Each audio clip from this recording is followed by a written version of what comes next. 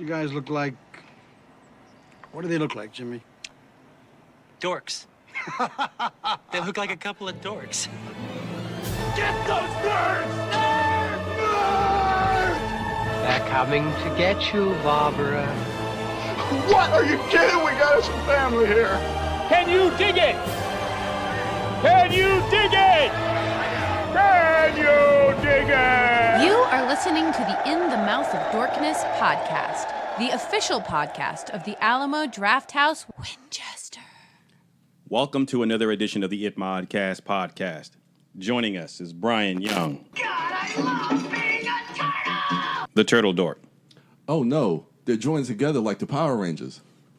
You mean Voltron. Who? Voltron, it's Voltron. And also joining us is Lisa Gullickson. Quick, suck it before the venom reaches my heart. Wife Dork. Don't you invoke her name. And Brad Gullickson. And for gosh sake, watch your language. That's not going away anytime soon. Mouth Dork. Bitch, you've been to space. That's not correct. You didn't do it right. What? You have to say please. It's the magic word. Please? It's bitch, please. Oh. You've been to space. Bitch, please, you've been to space. Yeah. Or is it, bitch, please, you've been to space? I like that one. And I'm your host, Darren Smith. Warm. Warmer. Disco. The Disco Dork. It's my blip beard. I grew it in the blip. Blip beard. And welcome to another edition of the It Modcast podcast. Yay! Yay! Darren has a blip ponytail, and every time I see him, it's so much longer. I grew it in the blip. I wonder what our listenership thinks about Darren's ponytail. You can add us on Twitter. Yeah, it's going to be featured more prominently on my head because I'm about to shave the size of my head. I was going to ask you. And so you just have like the top knot in the ponytail. Oh, you're going full Mufune. Yeah. We were talking, you were mentioning that. And Yeah. So you're actually going to do it? I'm actually going to do it because we're going out to San Diego. And even before we go over there, the weather here has been pretty unpleasant to me. It's been very humid. Yeah, and so I need a little less up top so I can get cool breeze. I've been enjoying your Facebook profile photos. Oh, well, thank you, And I think the humidity's been helping them. It has been helping the profile photos. It's good to be back in the dork cave with all the dorks. Yeah, How's it's been a while. It's been a while. Weekend. Everyone's been off. I feel like the Avengers, like we've all been scattered to the four winds, having separate adventures and stuff like that. Yeah, and then next week we're gonna take a vacation away from the dork cave. Yes, together. Together. Yeah. It's Comic-Con time already. It is the yearly, Pilgrimage? what is it called? We're in a relationship. It's like a marriage.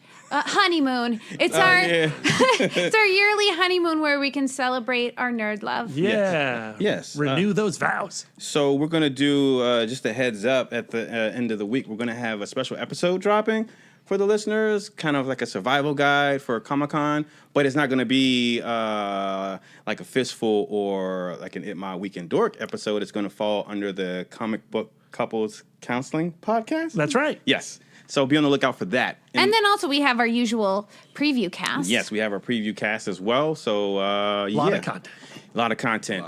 And we're recording it all today. I'm very skeptical we get through everything. We're going to get through everything. We're gonna do it. We're going to do it. All right. In the meantime, Brian. Yes, sir.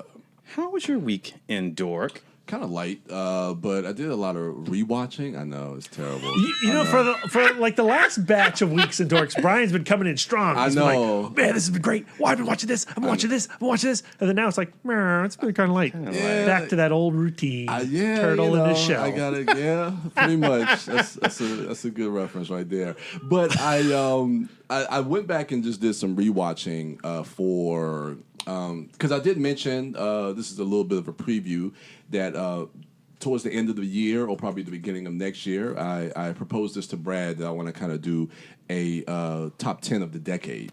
So I was like, you know what? It's July. Let me get started on rewatching some of the films from the past decade. So I'm going back to 2010. And I wanted to check out a film that I haven't seen in quite a while, and I remember it fondly, but I wanted to go back and rewatch it. It's a movie called Monsters. It's actually Gareth Edwards' first directorial film. Damn, that was shot. 2010. Yeah, it came out 2010. It was one of my favorite. This is definitely in my top Scoot five. McNairy. Yeah. Scoot McNairy's in Great drunk acting in that movie. Yeah. From Yeah. Scoot. He's really good. So I remember the movie fondly, but haven't seen it in quite a while. So I got the Blu-ray, so I popped it in, watched it. It's a quick hour, 30-minute watch. And I really dig this movie. I mean, these are the type of movies that I really kind of respond to. Road trip type of film, small cast, feels like a stage play. I think the romance between Scoot McNairy and the actress, if I can pull her name up. Has she done anything else? I have no idea. While he searches that, is this Scoot McNairy drunk acting better than how he was kind of belligerent in BVS when he was defacing? No. This is way better. This is Okay. like him trying to flirt and be drunk. He does it quite well. So there's layers to this one. There's layers. I appreciate that. Yeah, it's not pulling up for me. But anyway, I do remember. But I don't know. I wanted to just go back and kind of rewatch to see how I felt about the film. And again, Gareth Edwards, I think for this being his debut as a filmmaker, this film was, I guess, priced at like $500,000, $500,000 to make this movie. And there's a great...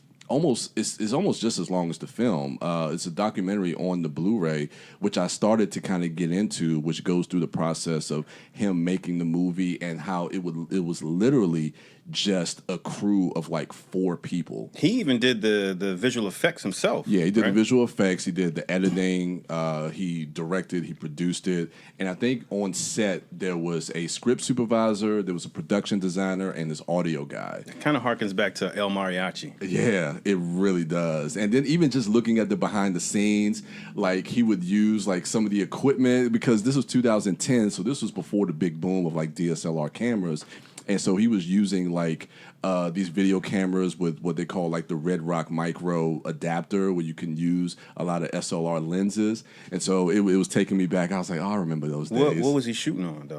I couldn't tell. It may have been like a Sony camera or something, but I couldn't tell which one. But it looked great.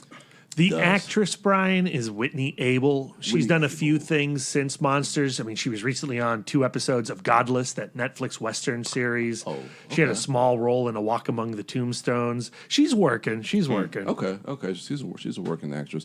I really dug this movie. I didn't know, because the way I remember the film was like Scoot McNairy, again, like you saying, being drunk. And I mean, he really doesn't, basically there's like this, I don't want to say an outbreak, but in across the Mexican border, there's these aliens that have landed or crash landed on Earth, and so there's like this danger zone or quarantine zone, and he works for this publication. He's a photographer, photojournalist who works for this publication, and the owner of this publication's daughter got caught in like one of the attacks or something like that, and so she hurt her arm.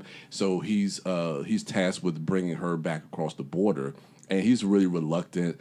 And just the banter between the two of them, with the way I remembered it, Scoot McNairy kind of came off more as like an asshole in this, and so I was like, am I really going to buy into the romance? But rewatching it, he really doesn't play it that harsh as the way I thought, but knowing the backstory of her character and the way they really try to, they give out information as far as exposition, as far as like, you know, where she is in her life, as far as like her expected marriage, and then him having a child back home, and then it almost kind of mirrors what that final scene that we see with the 2 aliens that, you know, reunite at the end at that gas station. But I found this to be just a really, really cool film, and I don't know, I really dug it. So I need to rewatch it. Will it end up being in your top 10 of the decade? Maybe not. Maybe 20. Maybe. I need to go back and rewatch some of my other movies from 2010. Of course, my favorite movie from that year was Inception. Scott Pilgrim versus the World, The Town. That better be on your list. True Grit. You know, it's a good year. It's a really good year. Tron Legacy was in there. Kick-Ass. Toy Story 3, Easy A, Social Network, The A-Team. Hey, I love that movie. That made my 10 that year. It did. Uh-huh. Nice. Don't you hide behind your mic, Darren. It's not big enough. It's a good movie. It's fun. It's fun. 2010, yeah. 2010. Joe Carnahan. Yeah. Okay. The 18, Joe Carnahan. So, yeah, doing some rewatches, seeing where everything falls, because looking at my list from all the years, it's been a pretty good decade of films. 2010? Well, 2010 was a great year. Looks like it was a pretty good year. Yeah, I dug a lot of these films. So I look forward to seeing where you shake out on your top 10 of the decade. Same for me too. I know, because it just all depends on, because you revisit films and they fall in different places, and you have to compare. Like, okay, this is my number 3 better than my number 1 of this year. So it's going to be interesting to see how everything falls. But I'm excited. We love lists. Sure do. All right. Wife Dork. Yes. How was your weekend, Dork? My weekend Dork was absolutely wonderful. I'm kind of doing a fortnight in Dork. Oh, yeah. That's true. Because it's been a while. Yes. But I saw yesterday. I'm a big Beatles nerd. I love the music of the late 60s, early 70s. I thought that movie was charming. Yeah. And I really liked it. Brad had some quibbles with it, but to me, and like when he explained to me his issues with the plot, I was like, I agree, but I still like it. What did you think about Homeboy singing? Hamish Patel? Yes. I thought it was super sweet. Yeah. I think that it really captures, like, it's not like Paul McCartney and John Lennon were the world's best singers or everything, but or anything, but their music, their writing was so strong that their voice eventually transcended and became kind of an art form of their own. And I think taking a guy who has a lovely voice, but not an overly trained, overly polished presentation, really does capture the approachability of the Beatles that made them just the so spirit charming. of them. Yeah. I agree. Halfway through the movie, I had this concept for what the film was about. And I leaned over and whispered it into Brad's ear, and it's not how the movie turned out. And then Brad and I both agreed that, maybe if they went more in that direction, it would have been it would stand out more as a unique take on. Without spoiling the movie, it should have been a much darker ending. That's what Brad feels, because of the gravity of his theft. Yeah. Right. So things turned out pretty great for him, but even so. I like musicals. Okay. And I also got to go back to King's Dominion when I hadn't been in so long. And because my family used to go every year when I was a kid. Yeah. And my family was all about the roller coasters. And riding the roller coasters was like a coming of age thing. As soon as you were tall enough, it was something you could do with Dad. Yeah. Where Mom was much more of a person hat holder. Yeah.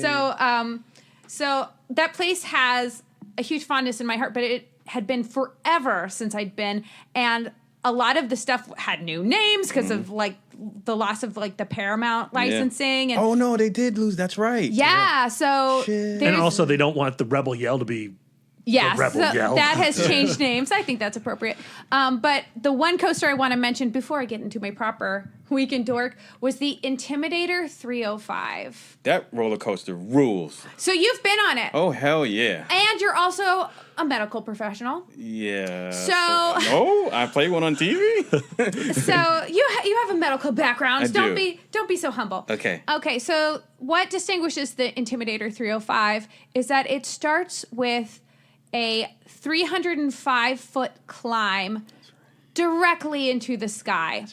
And I was really having kind of an identity crisis going into this roller coaster. And we had ridden a bunch of rides already. The Twisted Apple, amazing. I loved that ride.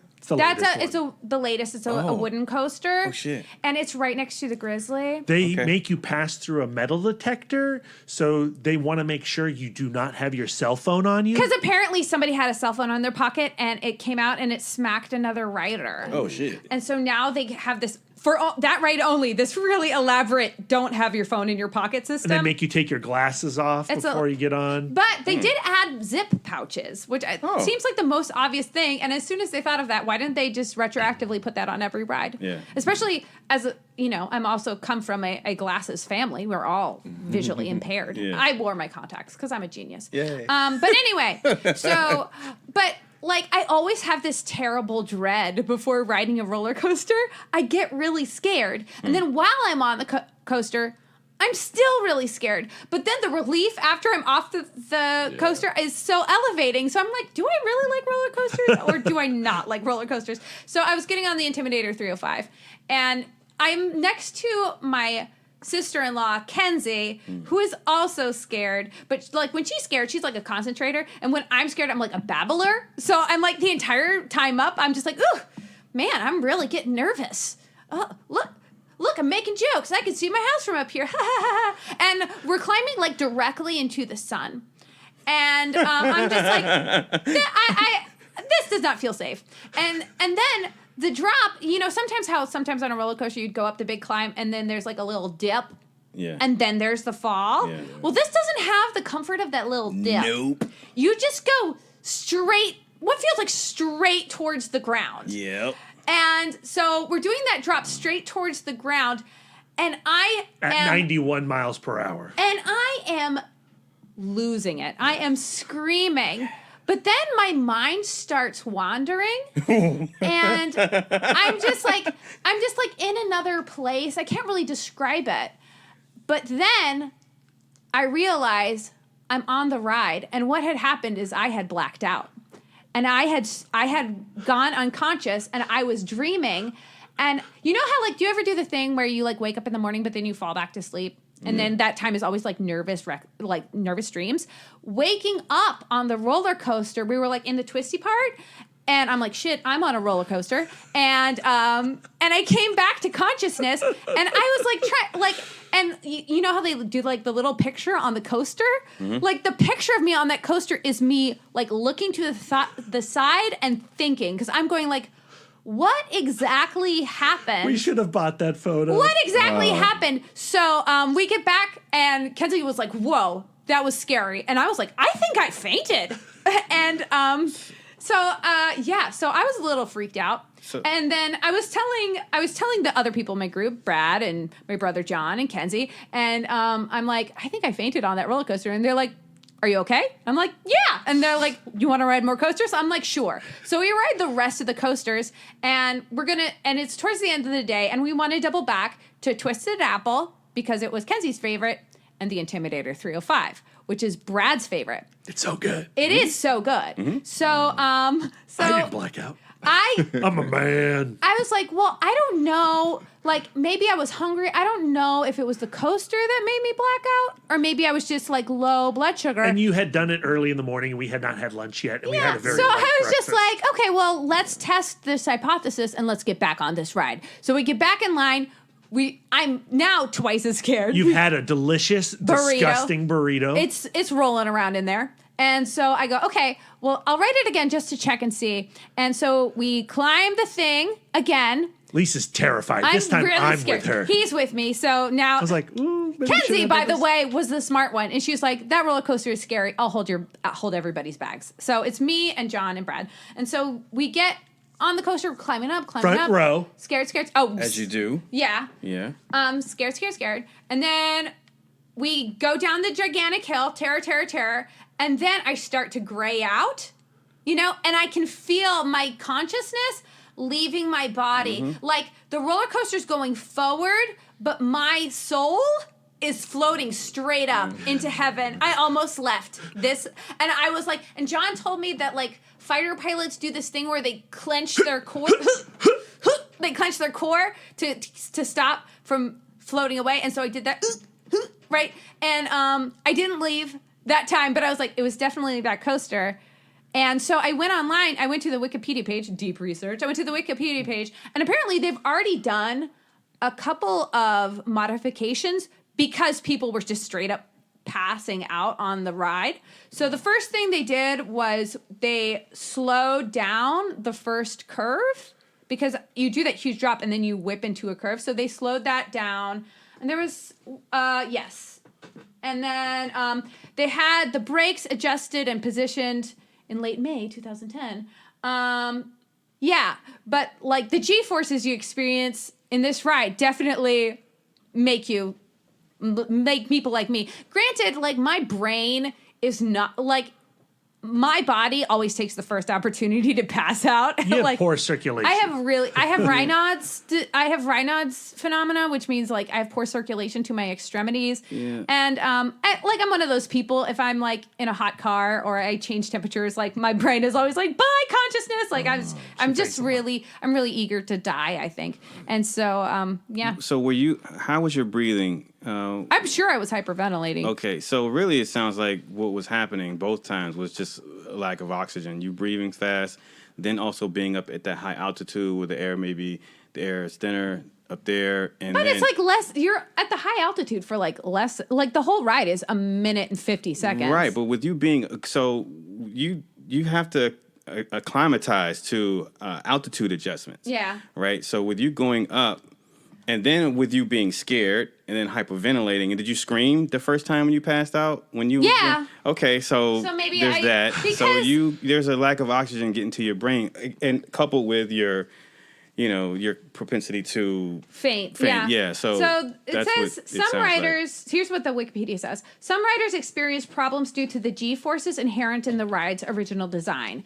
Riders reported graying or blacking out after the first drop, which is exactly what I experienced: graying and blacking out after the first drop. Kings Dominion temporarily installed. Oh, so they took them out.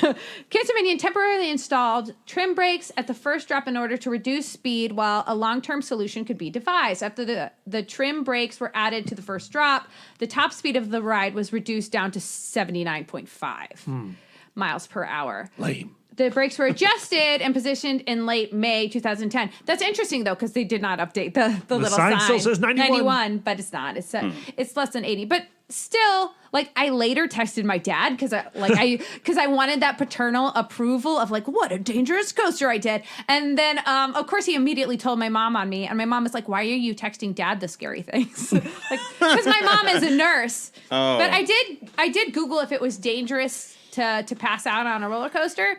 And while, passing out is always bad, it's bad for your brain. The passing out on a roller coaster is so transient that it can't really do any additional damage. So I'm good. I'm still going to ride the Intimidator again. Maybe I'll try to... I still want to get Papa's approval. Look how brave and tall I am, Dad.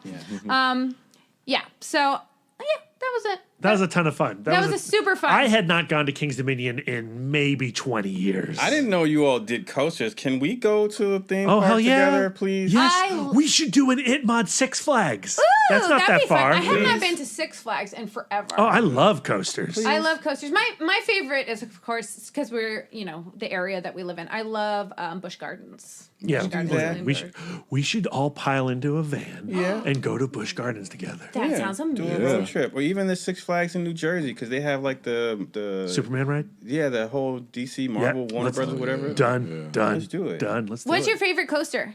Of all time? I have mine. I like the Intimidator, but I also like the Grizzly. Oh, the Grizzly's great because it's like old and it really smacks you around. Yes, it's so bumpy. And that one I can stand up on. The Griffin at Busch Gardens, because when it drops, it goes in and down. Like it goes in like that. Yeah, it's nuts. That's a good one. I love indoor coasters. I think they're so fun. Is the Outer Limits still at? It's still there, but it's not called the Outer Limits anymore. Right. Flight of Fear. Flight of Fear. That's a cool one. Yeah. The one that I like best is the Rock and Roller Coaster. Where is it? It's Six Flags. It might be at. My favorite roller coaster doesn't exist anymore. It was at Busch Gardens. It was Drachenfire. Yeah. I never got to ride that one. Is that a good one? For your neck. Is that an over? No, you sit in it, but it had like this crazy pretzel loop in the center of it, and it did. I mean, You had to protect your neck. It really knocked you around. It's fun being on a roller coaster with Brad because he's so tall. He straight up doesn't fit in some of them. He majorly had his balls crushed. Which one was that? Yeah, what was that? It was one of those where like. Was it the Anaconda? No, it wasn't Anaconda. It was one of the ones where the holder goes over your shoulder. Oh, Dominator. It was the Dominator. It was the Dominator. Like straight up racked my balls. Because it has the strap that goes right over, and because Brad is so tall, when the shoulder thingies come down, he has to lead forward. Right into it. And so on the last break, like Brad saw some stars. I definitely got nauseous. Yeah. I got racked so hard. Oh, no. The rock and roller coaster, my personal favorite, is actually Brad's never been on it because it's at Disney World? Walt Disney Studios, Walt Disney World. I've never been there. And Brad's never been to Florida at all. So. No, I've been to Florida. I went to Florida for the first time 2 years ago. That doesn't count. I spent the entire time at a Barnes & Noble manager conference. No. But it's what I love about it, it's an indoor coaster. Yep. It's super smooth. It feels like you're riding in a fast car and you're zipping around looking at blacklight stuff and listening to Dude Looks Like a Lady. And I love it. Because it's Aerosmith themed. Today has just been a day of discovery for me. First of all, after being in this apartment for how many years now, I've realized you have a fireplace this entire time. Yeah, it was behind the couch from IKEA. And then now I'm finding out that you all love roller coasters and amusement parks. Let's do it. Okay. Yeah. All right. I guess that was my week in Dork. That was because awesome. I was going to talk about Brad and my romantic 10-year anniversary road trip to Bangor, Maine to celebrate all that is Stephen King. But maybe that can be Brad's Week in Dork, and I'll chime in. Well, how about our listeners just head on over to the Comic Book Couples Counseling Podcast where we had a whole episode of it. We did a very special episode. From the road. Yeah, and you get to hear me talk about the two great movies that we watched. I watched Graveyard Shift for the first time. That movie's great. Super fun. With the giant cat thing.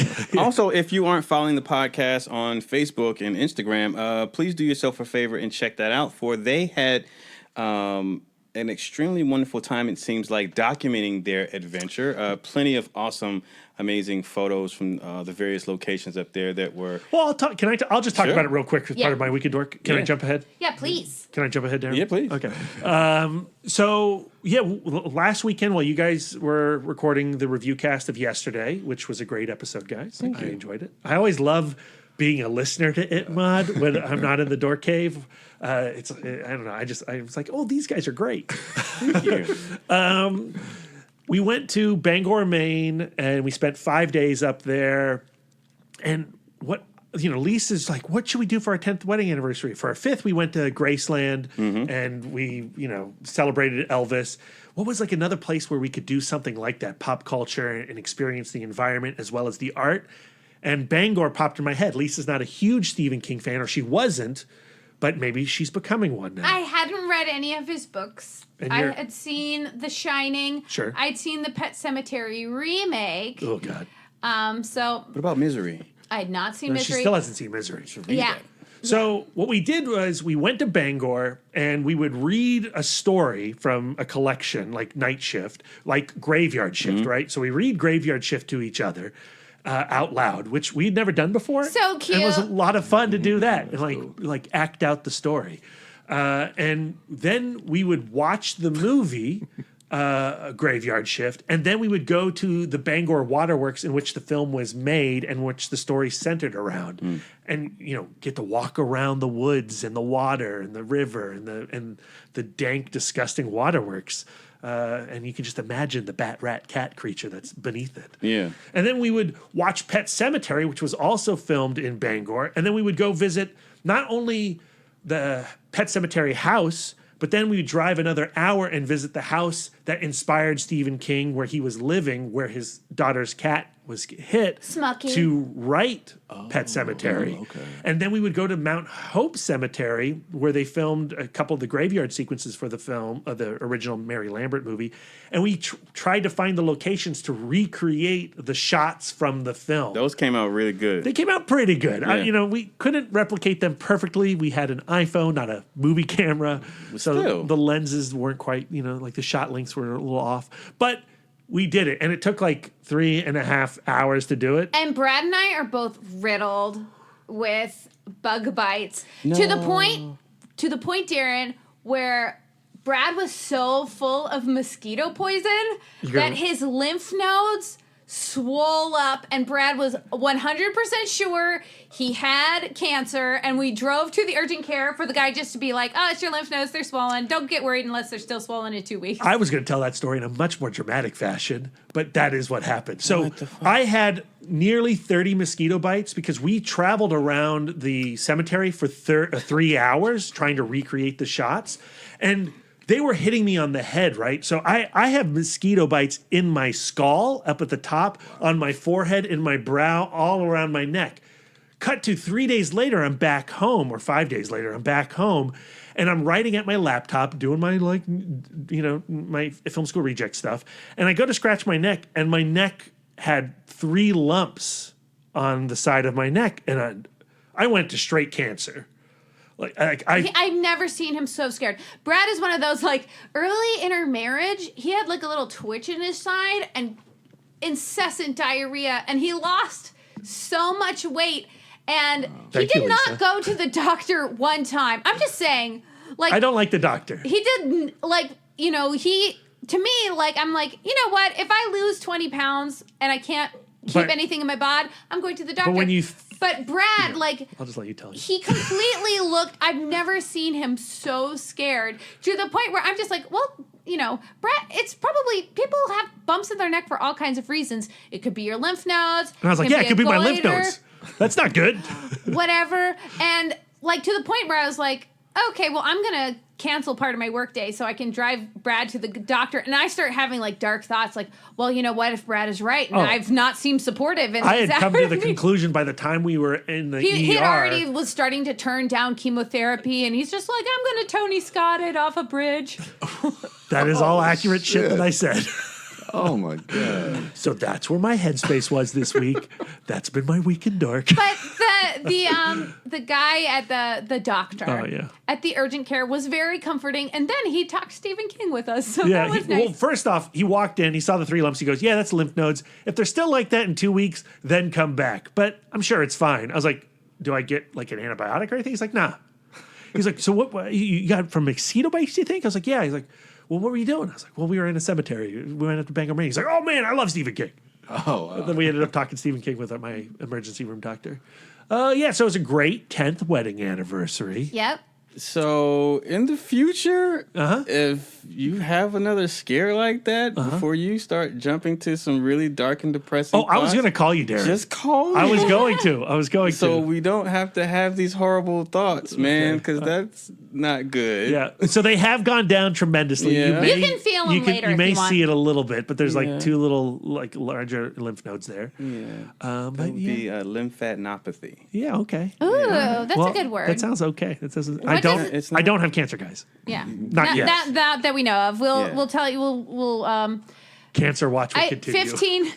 15 weeks, 15 days before wait, 2 weeks. 2 weeks. I was thinking metric time. Doesn't England have a metric week? Never mind. I'm shutting up. Okay, so that was my weekend Dork. We went to 4th of July. We went down to Williamsburg to meet with my family. They had a barbecue down there, a crab cracking contest.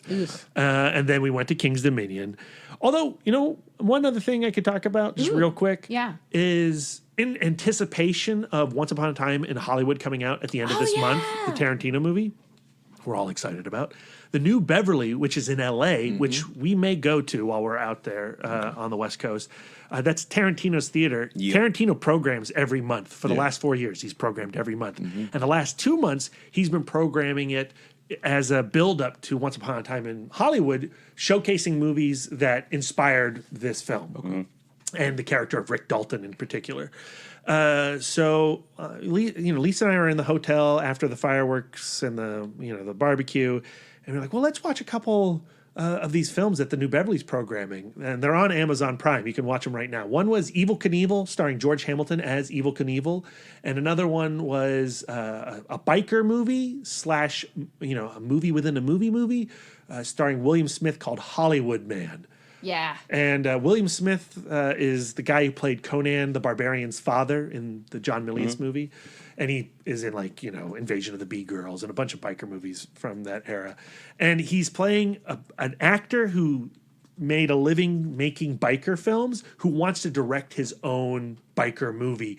And he's trying to get the finances together, and it keeps falling through, and he gets mob money, and with mob money comes mob problems. Yeah. And then there's this guy who once worked with him on a biker film who hears he's back in town and wants to be in his movie, and when he's rejected for being in his movie, he makes his life a living hell. And I really enjoyed Hollywood Man. Evel Knievel, the George Hamilton film. Evel Knievel, he's a real prick, it seems. And, he's trying to, be the modern cowboy by jumping a bike over a bunch of buses, and who cares? It was of a moment. It was of a time, but I didn't particularly like Evel Knievel. It was interesting. But Hollywood Man on Amazon Prime, I'd recommend people checking that out as a build-up for Once Upon a Time in Hollywood. I may do that. And that's my week in Dork. I hear that it's a real horror movie. Hollywood Man is a real horror movie for filmmakers. And I should point out also that Quentin Tarantino was on the Pure Cinema podcast for 3 hours talking about this program at the New Beverly and why he picked all these movies. So if you really want to listen to Tarantino nerd out about the things that made Once Upon a Time in Hollywood, go to the Pure Cinema podcast, listen to that 3-hour conversation. I want to forget. Can you text me that? Because I love hearing him talk. And you'll feel charged for cinema. You'll want to seek out all of these weird films he talks about, including Hollywood Man and All right. Remember that time we got to see him at Comic-Con talk about Django and Zorro? Yeah, that was so great. cool. And then I never read that comic. Oh, it's good. And they may be making it into a movie, apparently. Yeah. I hope that happens. That's nuts. Fingers crossed. Does Jamie Foxx come back? He better. He has to, right? Jamie Foxx and Antonio Banderas. Oh my God. Oh my goodness. I'll be so there for that. All right. So for my weekend dork, I saw Midsommar. I saw your Letterboxd review. Yeah. That audience really dug it, I think. I don't know. I will say this. I did not like it. I do not think it is better than Hereditary. But I do appreciate Ari Aster's how can I put it? His aesthetic, his vision. Well, his vision, and the fact that it's not Annabelle Comes Home. It's not all of these other movies that, because if you've seen any other Annabelle movies, then you've seen Annabelle Comes Home. It's not the new Child's Play reboot. It's not. It's a unique film, and it's very much. It feels like it's very much a vision of that particular director, just as much as Hereditary is. But without being a retread of Hereditary. Exactly, and so that I respect. It's just that for me, maybe unfairly, Hereditary set such a high bar. Right, for me, Hereditary might be, as of right now, if you ask me right now, gun to head, what's your favorite horror movie? I'm going to say Hereditary. And I've spoken at length about that on the podcast before and what I find so fascinating and admirable about that film. But Midsommar, I think for me, I just don't. I feel like, firstly, it wasn't as. I don't feel like it's as. I didn't find it as scary or horrifying as Hereditary. There's some fucked up shit that happens in it, but fucked up shit doesn't move me or carry me as far as a film. It's really stuff like that can become really superficial to me. It doesn't stick with me or make me go back and want to revisit. If you're not engaged with the character story, you're going to check out. Exactly, and so I think for me. And I've only spoken. I'm speaking about this and processing my thoughts out loud for the first time, like right now. So I think what it is the fact that the couple at the center of the story, Danny and Christian. I don't just decisions and that were made and how that relationship was portrayed in the film. I guess maybe wasn't. You didn't find it relatable? I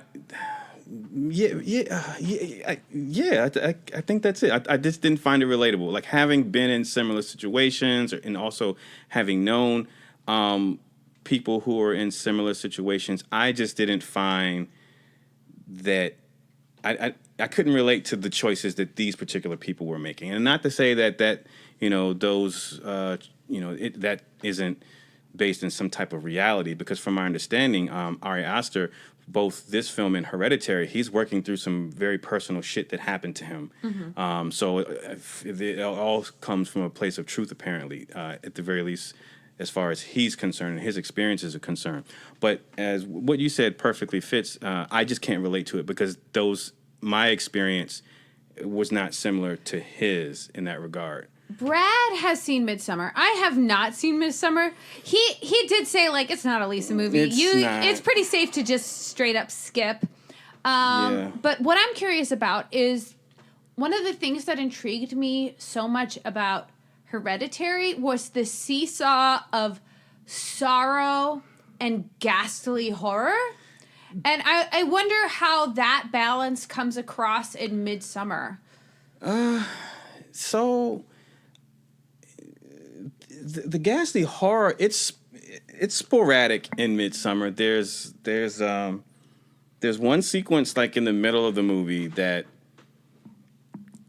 I mean, at the end of the day, now that I'm thinking about it in hindsight, it's really not that bad. It's pretty graphic. I mean, outside of like, it's graphic, but like, is it upsetting? Any more upsetting than anything else you've ever seen? No, for me, no. Yeah. The thing that happens early on in Hereditary, I found more. I think, more shocking and more impactful and more like what the fuck. I feel like this. What Midsommar shares with Hereditary is that in both films, the main character or the characters in the film, they start out in a bad place. Right. With Hereditary, they start out in a bad place, and the film has this air of despair and this impending doom and this looming sense of dread, and you don't know what it's building to. And then things happen, i.e. that shocking thing that happens early on that is like out of left field, and you go, okay, what the fuck? So when that happens, you go, okay, I don't know what could happen next, because if that can unexpectedly happen, then maybe anything's game, right? And then the movie keeps building upon that, right? Whereas I feel like with Midsommar, it opens with a really horrific tragedy. Mm-hmm. So Danny starts in a really horrible place, just like... and she's attached to a terrible person. She is. But then... I think for me, I don't... The cult thing, the Wicker Man thing, like that was never interesting to me. Mm-hmm. Like people go somewhere and everyone's standing around smiling and just being weird or have a blank face. Like that doesn't do anything for me. That doesn't. I just never found that to be captivating or unsettling. Whereas Hereditary, also not only what's happening to the characters and their response to it, but the way that Hereditary is shot, the color palette, just the cinematography, all lends itself to like this feeling of unease. Whereas Midsommar, admirably, like that movie takes place, I want to say 90% like in broad daylight. I think it's, except for like a couple shots early on in the movie. In the opening, yeah. Like which I find to try to mine horror without masking anything in shadows. I admire Ari Aster for doing that. But just for me, because that happened, and there is this, the way the film looks, coupled with the fact that for half the time, like they're on like mushrooms or some shit like that, or they're drugged out. So like I just didn't feel as unsettling and scary just visually that the way that Hereditary did. And then ultimately, like where that film ended up, I kind of saw it coming more so than I saw events in Hereditary playing, because I could never have guessed that Hereditary would end in that way. Hereditary is unanticipatable. Right, exactly. Whereas Midsommar, I feel like, especially you, Lisa, you would probably know. I mean, I think watching the trailer, what's going to happen. Yeah. And so I don't know. Can I just jump in real quick? Sure. I think I liked it a little bit more than you. But I agree. I much preferred Hereditary, and I ultimately came away from Midsommar a little disappointed by the narrative. What Hereditary and Midsommar both do is use genre to discuss, explore a real horror, a human pain, a deep despair, a fear. That's what they're using genre to explore, like genuine, truthful human expression. And I like both of them for that. Midsommar is not scary. Hereditary is a scary movie. Midsommar is sad. Yeah. And it stays sad, and then maybe it's not sad at the end, but that maybe not sad at the end is also still sad. Yeah. So it's not like not to say that Hereditary was a fun time at the movies, but it was more of a thrilling experience. Whereas Midsommar for me was just like, and it did what I thought it was going to do. Okay. Yeah.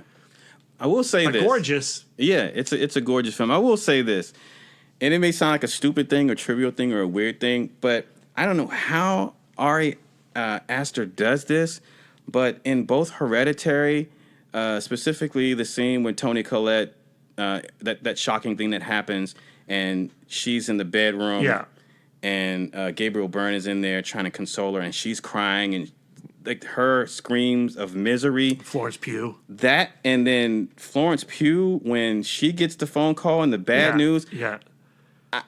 Out of any film I've ever seen, they have the most horrifying and believable cries of pain and despair that I've ever heard.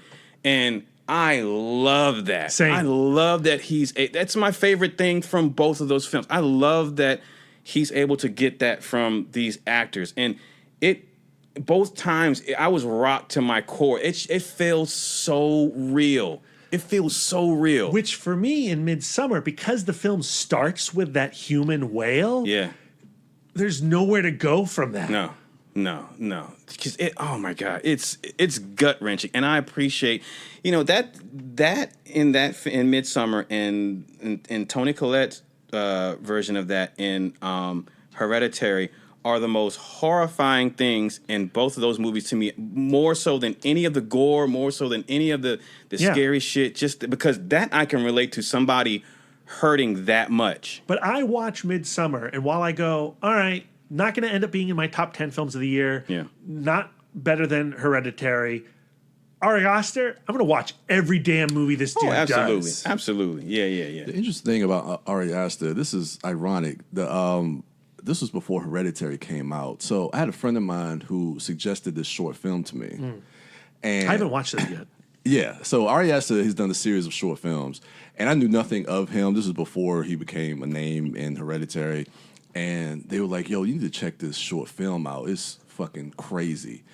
And they were like, all right, it's called The Strange Thing About the Johnsons. I was like, all right. And so I saw it, and it's nuts. It's crazy. And I was watching a review on Midsommar, and I come to find out that Ari Aster directed that short film. This was 2011. For some reason, it's starting to like resurface within the last couple of years. It's on YouTube. It's about 30 minutes. But it's interesting the way he deals with grief and trauma within like a family dynamic. I think he's working out some stuff. Yeah, but this film, The Strange Thing About the Johnsons, is crazy. In a good way? It's dealing with sexual abuse, but it kind of subverts it a little bit, and it almost feels like he's doing it in a satirical way, which I'm like, I don't know if that works, but it's shocking. It's wild, and I had no idea he directed it because I saw this a couple years ago, and they even have reaction videos to people like watching the short film because it's crazy. And when I found out he directed that, I was like, Ari Aster directed that short film? So it's wild, but it's on YouTube. The Strange Thing About the Johnsons. I'm going to watch that afterwards. Yeah, 2011. That was the first thing he ever directed, first thing he ever did, which I had no idea his name was attached to that. But it's crazy. It's wild. All right, I'll check that out. Yeah, that's it for my Week in Dork. I caught Stranger Things season 3. Oh yeah, I did too. That was a freaking chore to get through Yeah, that. Surprisingly, oh, so it wasn't just me. No. Okay, because I'm not into that. I was at all. really moved by like the final moments of like the last episode Sure. for some reason. It's weird, oddly enough, but like everything else, man, it took me like 3 days to watch that entire. Not because of I didn't have the time to do it. I would watch it and then This is what I came to the conclusion of. If they keep redoing the same story from the first season, basically I don't actually like the kid characters. Yeah. I like Hopper. Yeah. I like oh my God, I'm blanking on the characters now. I like Hopper. That's for sure. That's David Harbour, right? Yeah, David Harbour. You like Bob? Well, Bob's gone. Spoilers, season 2, he's gone.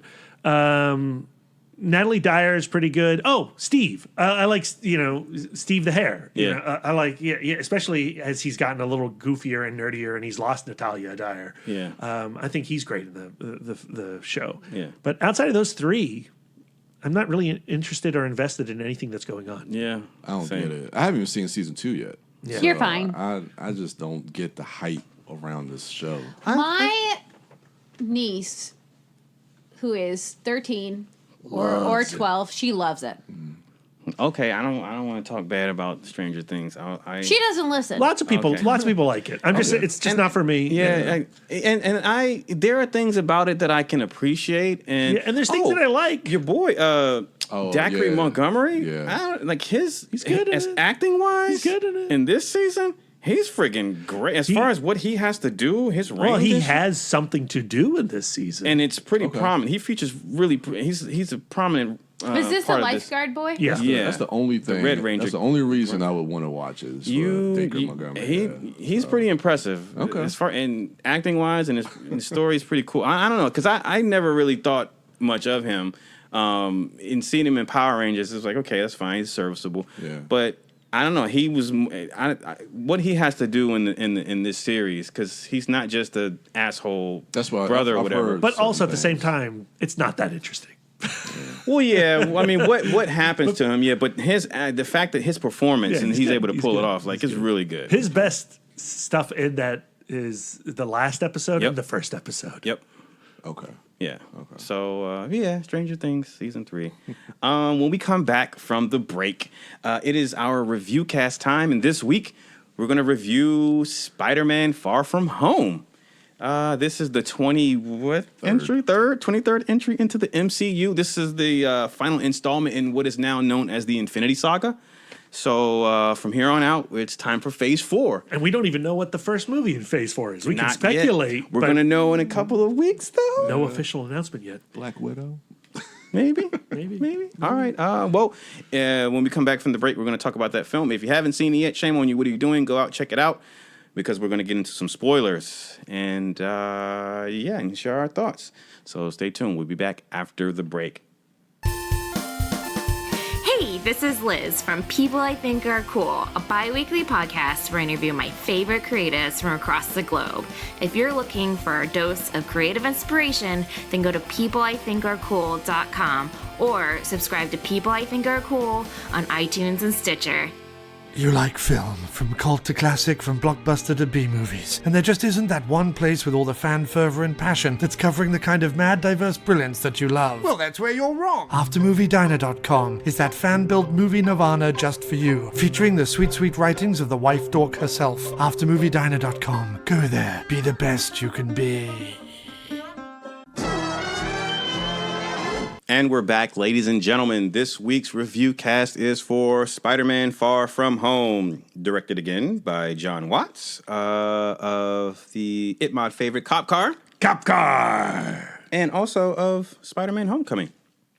The film sees Tom Holland returning as Peter Parker, my favorite Peter Parker, and also Samuel L. Jackson, Jake Gyllenhaal, Marissa Tomei, Jon Favreau, Zendaya, and Jacob if you're going down the IMDb, you got to say them all now. Jacob Batalon, Tony Revolori, Angourie Rice, It's a great cast. It is. Martin Starr, He's great. JB Smoove, Kobe Smulders. Yeah. She's starting to finally have something of a character. Yes. It's taken 20, how many movies? Maria Hill, almost a person. Almost.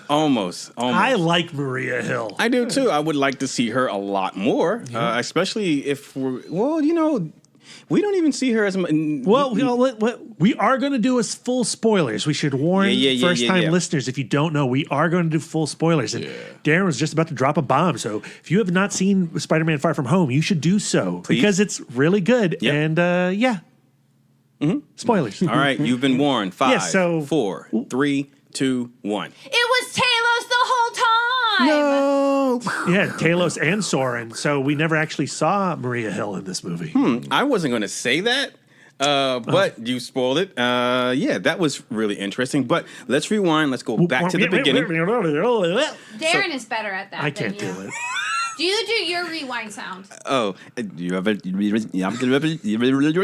Okay, so as I said before the break, this is the 23rd. Was that before the break or after the break that I said that this was the 23rd film in the MCU? It's not like people are hitting the third. You don't have to recap what you just said like 10 seconds ago. Yes, this is the 23rd film in the MCU. Sorry, I just recapped it again. Stop it! Okay, I won't say that again. But it is the 23rd. It is the 23rd film in the Which MCU technically universe. you just recapped what I said in the first And then half. we recapped it 3 times, and now we're up to date. Yes. So this takes place several months after the events of Avengers Endgame. It definitely takes place after Endgame. Yes. And so the world, which is one of the things that I like about the film, it actually touches upon briefly about how some of the world is handling the events of Endgame and the blip and how people are trying to move on afterwards. So we're going to do the good, the bad, the ugly, round robin style, which would mean the gentleman to my left, if you would be so kind as to go first and let us know the good about the film. So the good that I like in this movie, well, I love the setup. We just talked about the blip and everything. So I like how we come from Endgame and we're seeing all these characters and how they're trying to reacclimate to the world after the quote-unquote blip. And it's done just like Spider-Man Homecoming, where we relive the events of Civil War through Peter Parker's iPhone journal. Yeah, which I love that. And then this time we have the high school production of their news footage. Yeah, and the way, of course, it seems like the last few films, the way they intro the Marvel logo with certain songs. I love how they did it in Endgame, and then using Whitney Houston. I Will Always Love You. I think that was the song. Like he's just using that. It's just so weird seeing like Captain America throw a shield and all this stuff going on. When you're listening to that music, but then like when you cut to see what they're actually doing, paying this tribute, the school is paying this tribute. The quality of the video and the images, like there's the Getty image. Watermark. Yeah, I thought that was real. And then like when you see when they talk about like 5 years prior, and you see like the band members start to dust, and then when they come back in the middle of the game, it's a great way to start the movie and to let you know like when this takes place.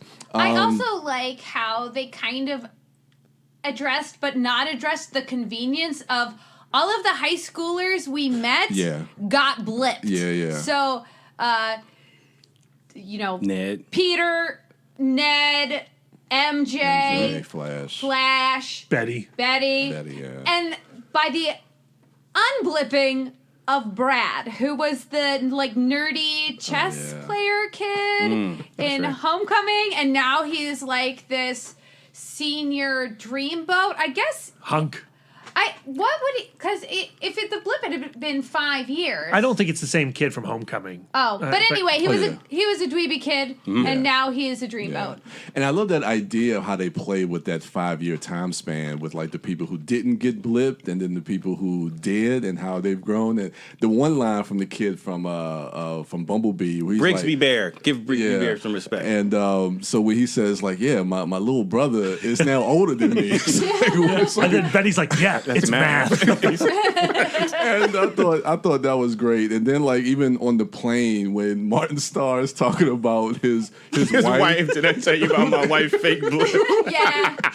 That's the funniest thing ever said in the MCU. It is so sad though. It is brilliant. But I can see like someone trying to pull that off. Like it's like, this is the perfect time for me to.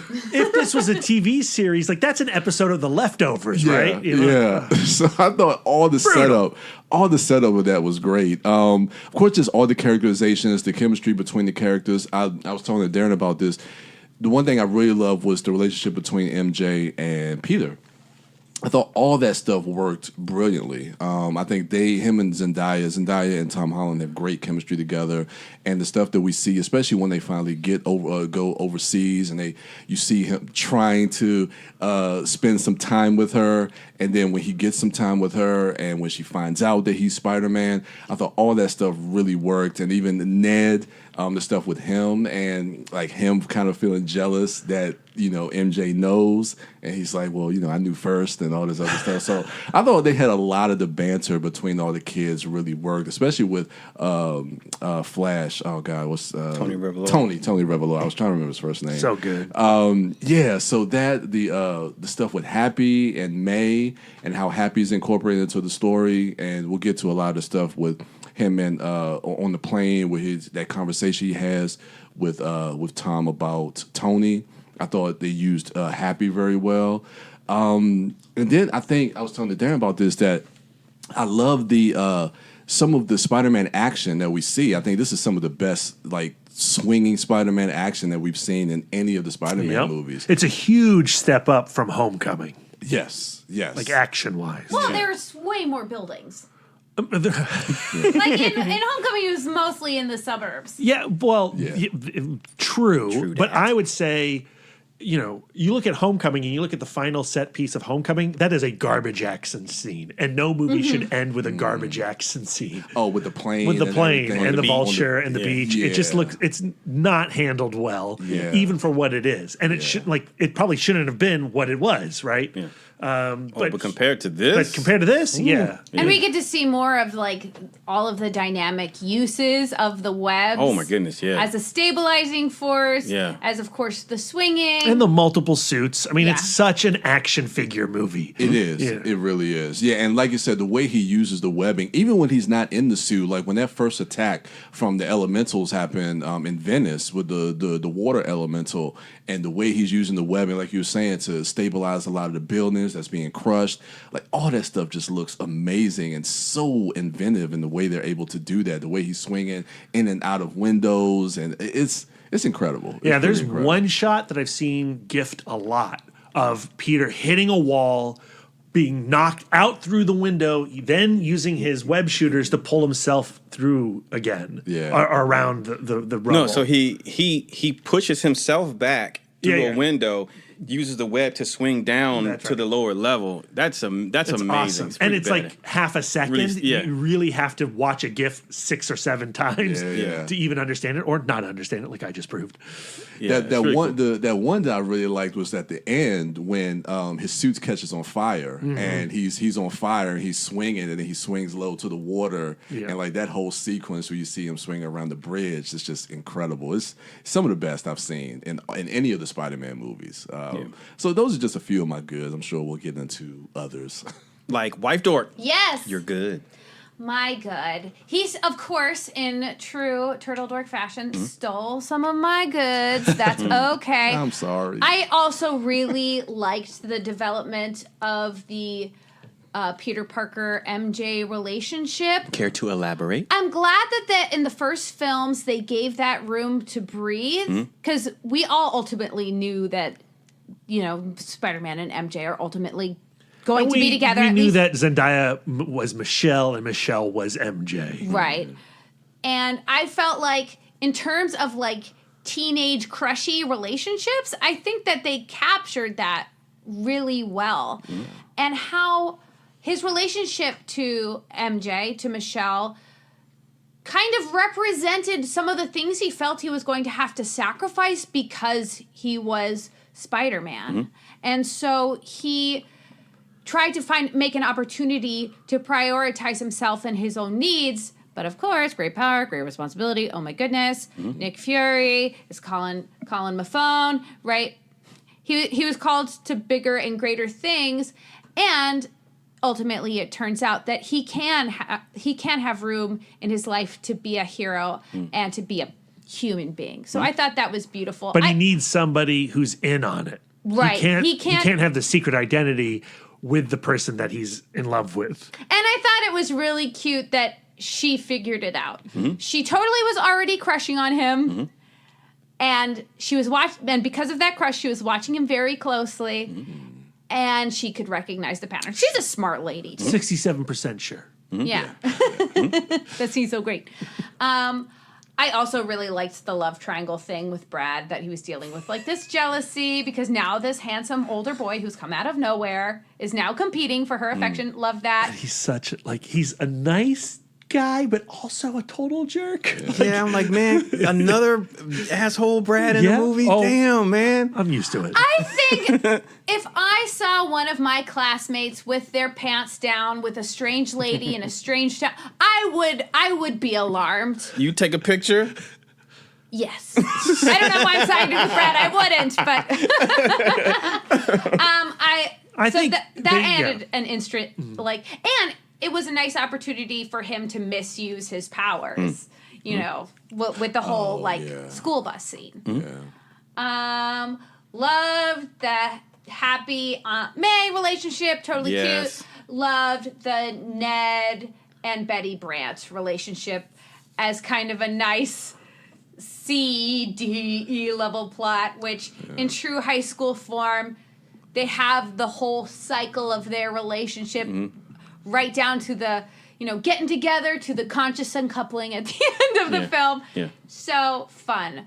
I also probably Brad wants to talk about as well the relationship of Tom Holland into the memory of Iron Man and that idea of now he has shoes to fill and he knows that he can't be Iron Man and dealing with, well, if I can't, this space needs to be filled. I can't be Iron Man, but who can I be? Well, what's so awesome about Spider-Man Far From Home, is how it deals with Endgame, right? Not just the blip, but the loss of Tony Stark.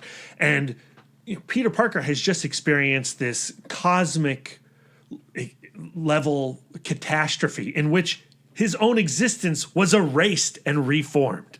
And he wants to go on vacation. He wants a break. He deserves a break.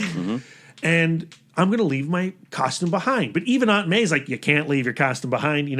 This is your responsibility. And the way this film deals with the struggle between great power and great responsibility without rehashing the Uncle Ben guilt and shame is really, really interesting and engaging and emotional. The way we see Tony Stark's image over and over and over again through various countries' interpretations and love for the Avengers for saving the planet and the universe. The shadow, literally, the image of Tony Stark follows him wherever he goes.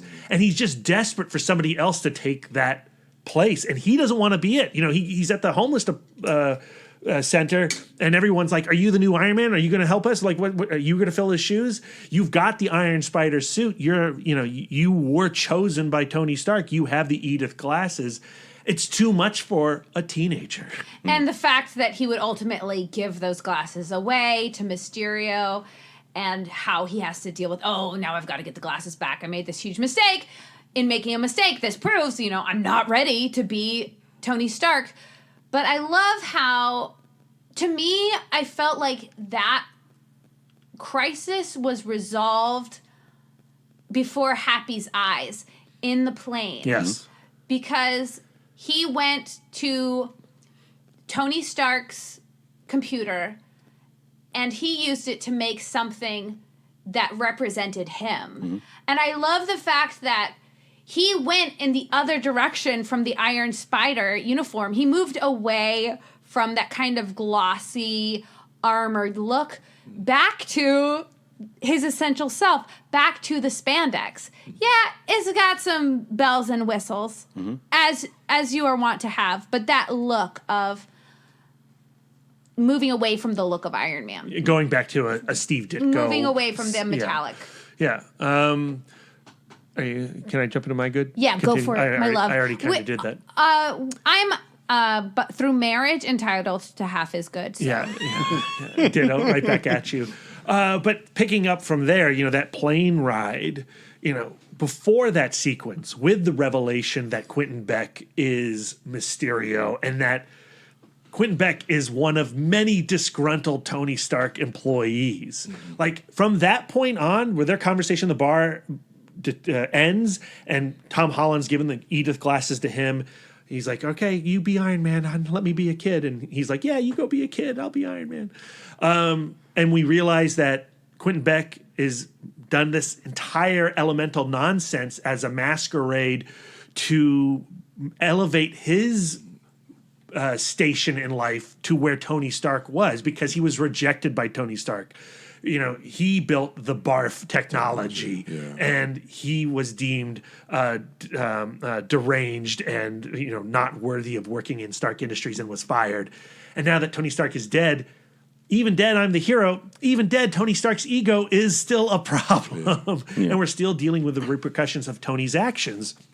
And Quentin Beck and all these Stark Industries guys, including William Peter Billingsley from the first Iron Man, have constructed this elaborate thing so that they can be rich, wealthy, and the rulers of this earth, because nobody on this planet will pay attention to you unless you're wearing some ridiculous costume and a cape. And that, so here's Mysterio with the most ridiculous costume in comic books, the fishbowl, the little eyes, the gauntlets, the purple, the green. It's absurd, but now it makes sense within the world that's gone through the blip. And now they can rise in the ranks and trick people into going like, hey, I can be cool like you guys. We have the technology. Another huge good would be the horror sequence with Mysterio. So when Tom Holland realizes what he's done, that he has been played a fool, and we have that sequence when he goes, okay, I can take out Mysterio, and Mysterio truly reveals what his powers can do. With the help of Edith.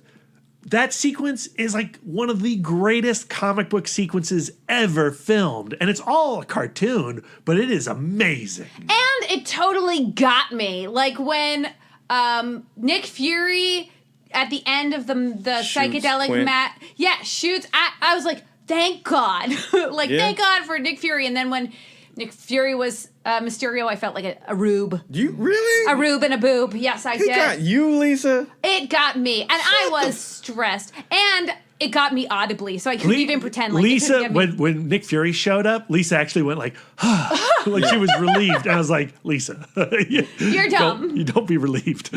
But then when the train finally hits him, and first he heard on that sequence in IMAX. I saw it in Tyson's there because they had the new laser. Yeah, IMAX. Jesus, dude, gorgeous. Oh my gosh, amazing. Yeah, well, actually, the entire back half of that film, which is more effects and action heavy, like all that shit was astonishing. Like when Tony Stark comes out of his grave, when Iron Man comes out of his grave, Marvel Zombie. Yeah, it's scary, and like you feel the emotion of that horror. Like you're horrified and sad at the same time as Peter's experiencing it. Yeah. And then, when he gets brutalized and when he finally gets back onto that plane with Happy, and he's like, Happy, I have messed up. I know everyone wants me to be Iron Man. I'll never be Iron Man. And when Happy says, dude, you're never going to be Iron Man. Seems so great. Tony was never Iron Man. He never lived up to his own potential. Nobody could be that. You can only be you. And the only thing you need to put your faith in Tony is that Tony saw something in you, and you need to live up to what Tony saw in you. That scene is so emotional. Like I was crying in the theater, and Tom Holland slays that performance in that scene. It's so good. Yeah. And even Jon Favreau, when he was like, Tony was my best friend. Like, when he says that, because this whole time, and you're feeling rightfully you're feeling Peter's loss, but it's easy to forget that Happy has been with Tony for longer than Peter has, and he lost someone close to him too, and what that must have been like for Happy. And in that moment when he just says that, Tony was my friend too, I felt all of his grief, all of it. And then when he goes, I'm gonna need a suit. He's like, you're gonna need a suit? Oh, guess what? We got this in the back of the plane, this new machine. Yeah. And you can design it. And he kicks on the AC/DC. He's like, I love Led Zeppelin. Yeah. Great.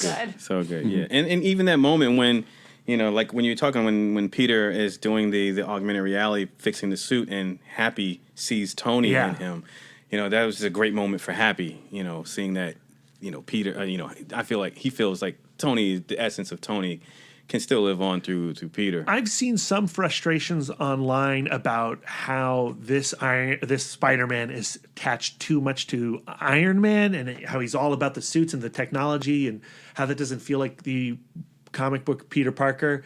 And yeah, it is a deviation from what we may have seen in the comic books, but it is a perfect extrapolation of what we got in Captain America Civil War to Homecoming to Infinity War to Endgame to this. Like, it's totally natural. Within the MCU, yes, absolutely. It makes total sense. I love all the suits. Me too. Give me all the action figures. Unfortunately, they're not making enough of those action figures. I'd buy them all already. Hot toys.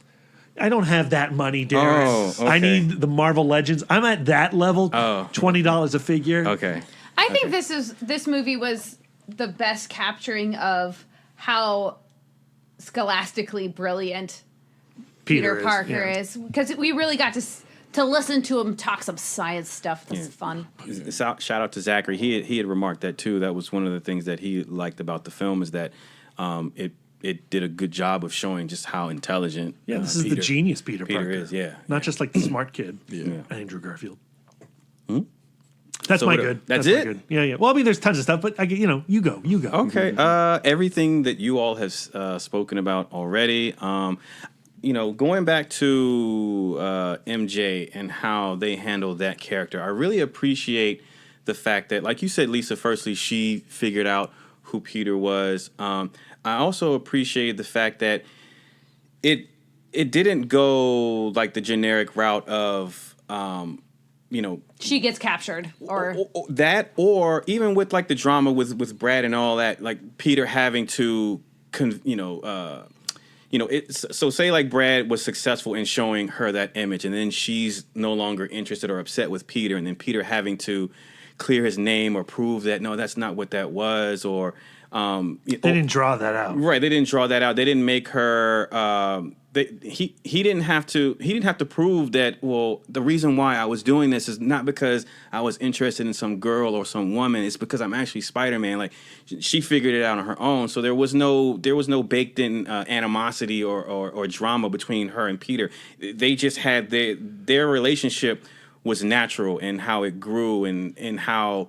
Just because she was as awkward as she was, it kind of matched Peter's awkwardness, and so I don't know. It just felt really natural when the reveal comes, and then they ultimately at that point it allows them to just work together instead of putting in some type of manufactured obstacles for Peter when it came to. And MJ. it wasn't the center of the story, right? Like, it was a beautiful B plot that he wanted to woo his high school crush, and. She was watching him from afar, like.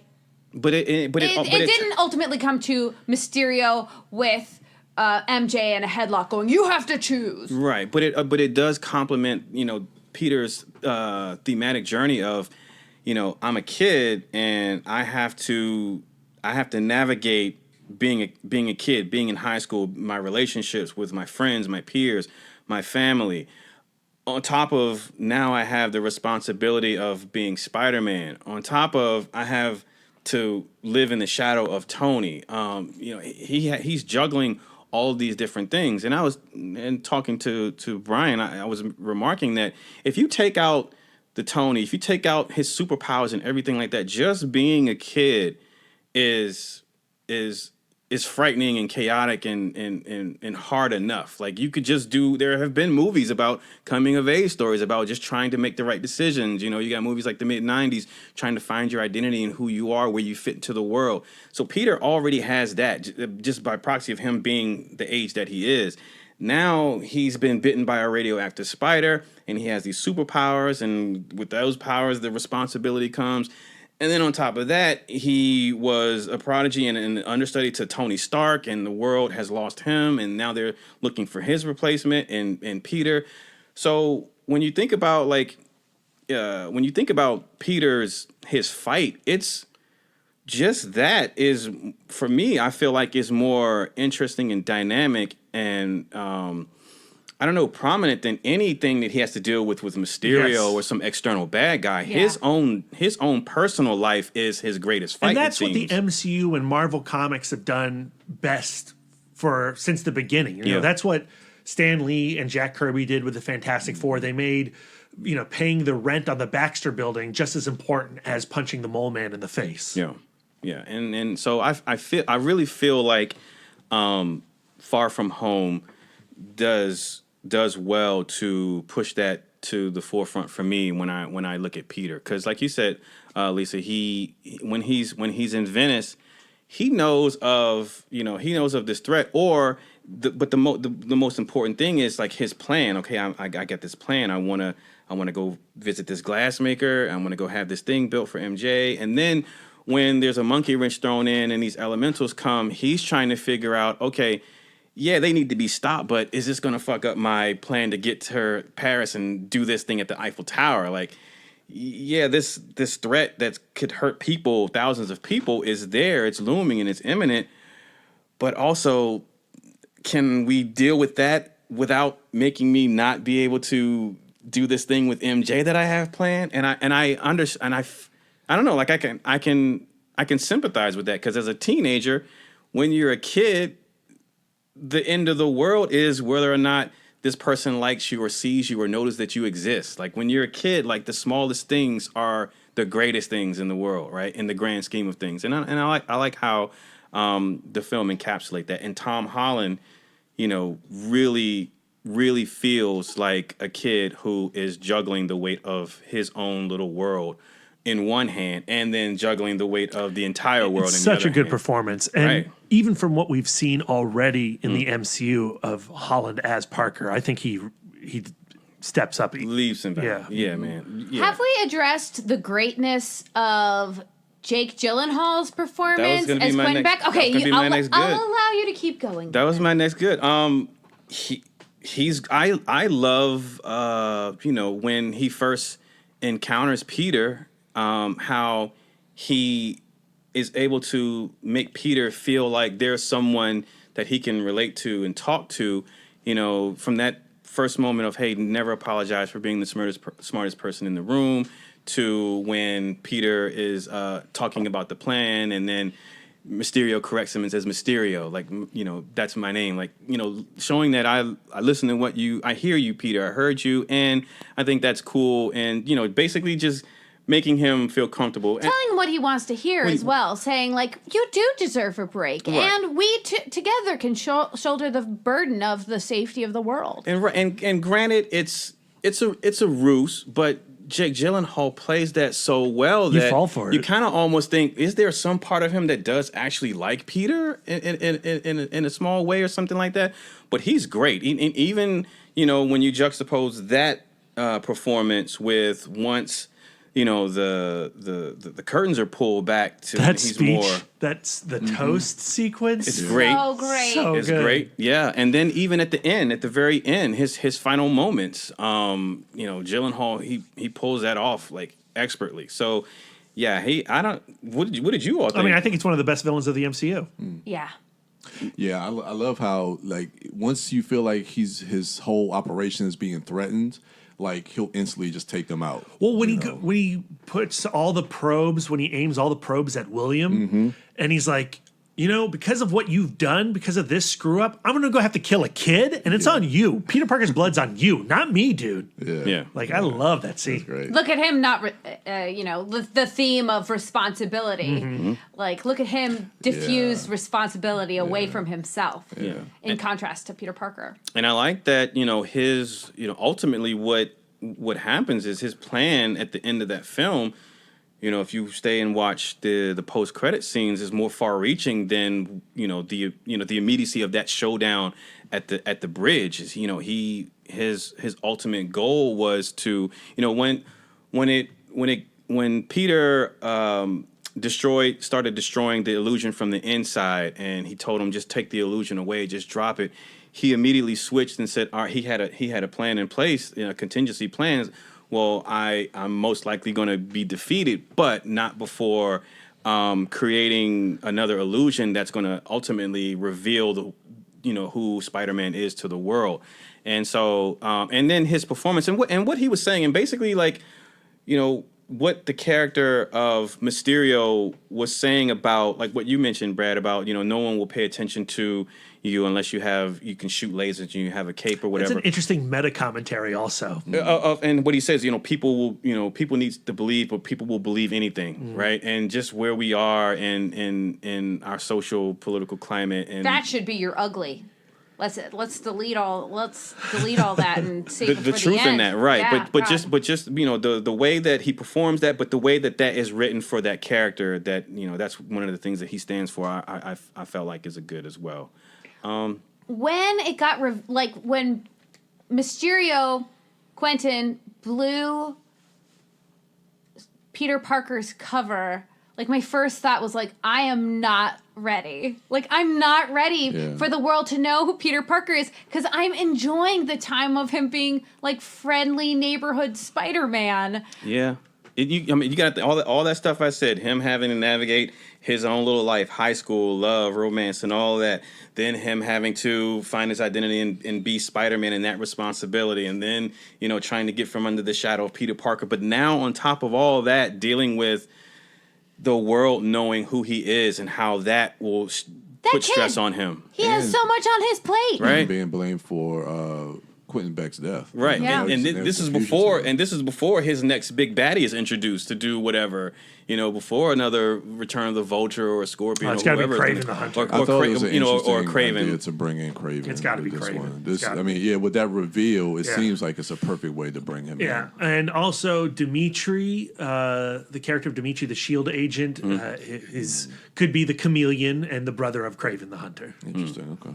So, yeah, and he hasn't even met Kraven Hunter yet, but he's got this thing that's just been put on his shoulders as well. So, and again, my last good is, that end sequence. I saw it twice, and I took Zachary to see it on Friday. We went back to Tyson's and saw it in IMAX 3D. That moment when when he uses his Peter Tingle. On that bridge, oh my goodness, that sequence was amazing. And how it's a callback to Tony Stark going unless it's a Star Wars reference, he's not going to get it. He has his own blind Jedi moment. Yep. So good. Yeah, so good. All right, Brian, Yes. the ugly. No, the bad. I'm sorry, the bad. The bad.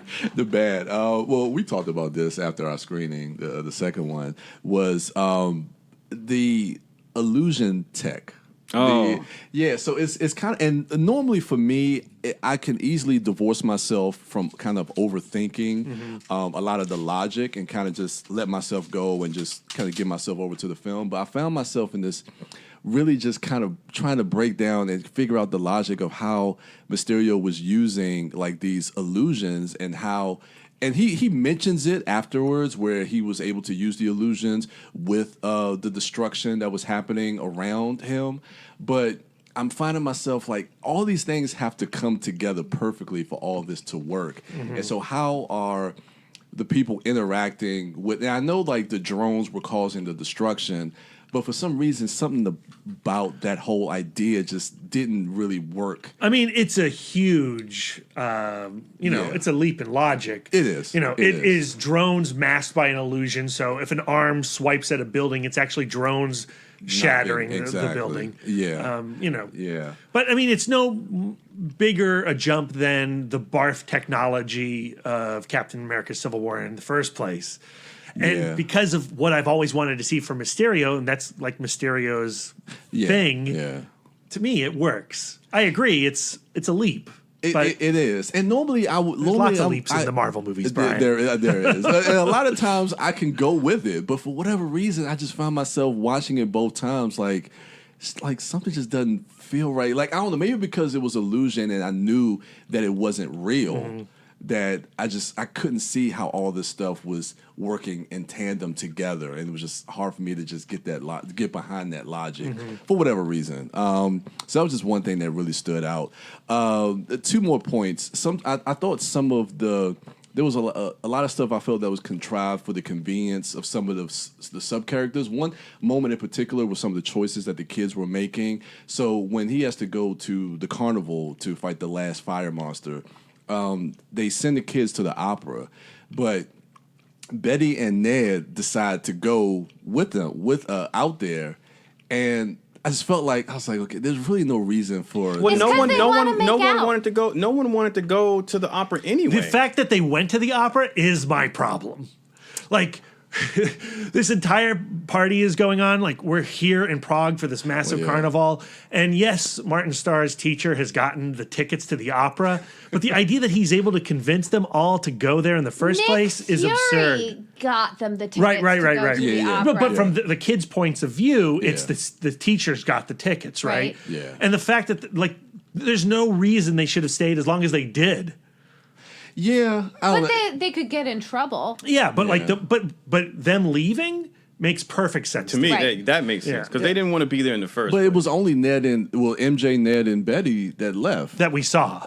Yeah, I don't know because it just felt like okay, let's get Ned and Betty on this carnival wheel so that Spider-Man can save them ultimately. Like, and it just felt forced a little bit to me. Sure. So I don't know. I agree with you on one respect. I mean, I agree with you on I agree.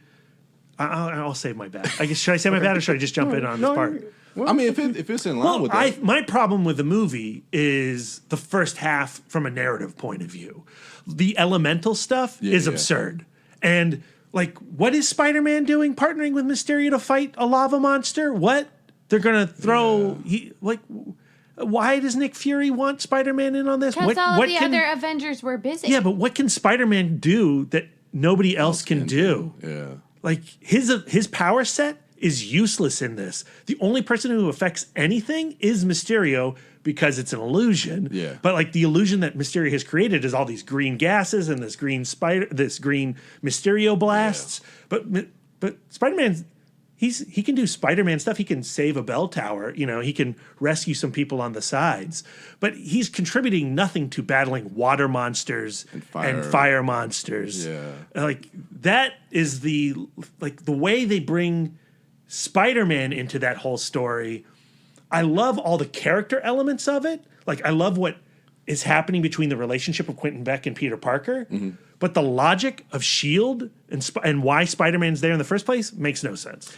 Yeah, I guess the last thing I had, and it's more of an observation, I'm still trying to wrestle with how I feel about it, was the character of Nick Fury. And now in hindsight and seeing the end credit sequence and knowing that it was Talos the whole time, it kind of softens some of my issues on it. But while I was watching the film, I was just like, this just doesn't feel like Nick Fury. And part of me was thinking, okay, maybe they're trying to have the character be more in line with the tone of the movie, which is a little more lighthearted, a little more comedic.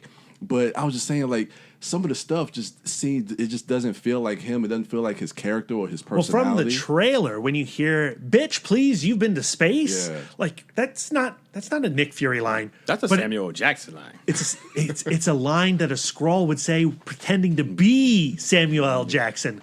Oh, this is who this guy is. I can be that guy. Yeah. I'm going to say this line like that guy. Yeah. So, I mean, those were things I kind of had issues. And even at the end, when, like, he was saying something and Maria Hill said something to him and he was like, he's like, I knew about Beck the whole time. And Maria Hill was like, no, he didn't. And then... he said, I had my doubts. I had my doubts. And then, like, Happy said, well, you know, he'll call you when he calls you. And then I was thinking while I was watching, I was like, nobody would talk to Nick Fury like that. And I was like, this just doesn't feel right. But then you see the end credit sequence, and I still don't know how I feel about them being Skrulls the whole time. I'm still trying to figure that out. I don't know. I'm struggling with it in the sense that it's just one more indicator that they are not going to do the Secret Invasion storyline, which I really would have loved. Mm. And, like, can you do, like, the dramatic reveal of, like, oh shit, the person you've known all along was a Skrull? You can't have that Elektra turns out to be a Skrull at the end of New Avengers, leading into a Secret Invasion storyline. Yeah. Now that you've had the dramatic reveal of like, oh shit, the guy we thought was Nick Fury is actually a Skrull, and it's done for comedic purposes and for setting up what's going on in Phase 4 and where Nick Fury is going. Yeah. Like I love that as a tag. I was like, oh crap, that's an awesome tag, and it makes me okay with how Nick Fury and Maria Hill were behaving over the course of Far From Home. I'm all okay with that, but I am disappointed that it seems like we're not going to get that dramatic reveal of Secret Invasion. I don't know. Because it won't be as effective. I don't if know. If they do it, it's a mistake to do it now. If they do Secret Invasion eventually, this took out some of the punch. You think so? Yeah, 1,000% yes. I don't know, but I feel like introducing that the Skrulls can do this, or they introduced will do that in Captain Marvel. And now they've had the big dramatic reveal of the character you thought wasn't is not the guy you thought it was, done for a positive / comedic effect. I see. Yeah. Okay. Well, I don't. I still think I think they're going to do it. Kevin Feige or was it the Russos said that they want to do Secret Invasion? They said it themselves. I think it's going to happen, but I think then it was a mistake to do this. I think them introducing the idea that the Skrulls can infiltrate and be someone from S.H.I.E.L.D. or someone which they that did in Captain Marvel. This takes out dramatic weight. Like, if they do Secret Invasion, this was a mistake dramatically. From my point of view. Yeah. Okay, I can see that. Yeah. I mean, yeah, because the fact they use it for comedic value, and it's a great moment. I loved it. Yeah. Yeah, I mean, it's a great reveal too. It's shocking. Well, like you say, looking at it in hindsight, when you see how they were behaving, then okay, it makes sense to have that in the film. But yeah, I just don't know how I feel about it ultimately. But I guess it makes sense for the film. But those are mostly my bad. My bad was the use of the word bitch.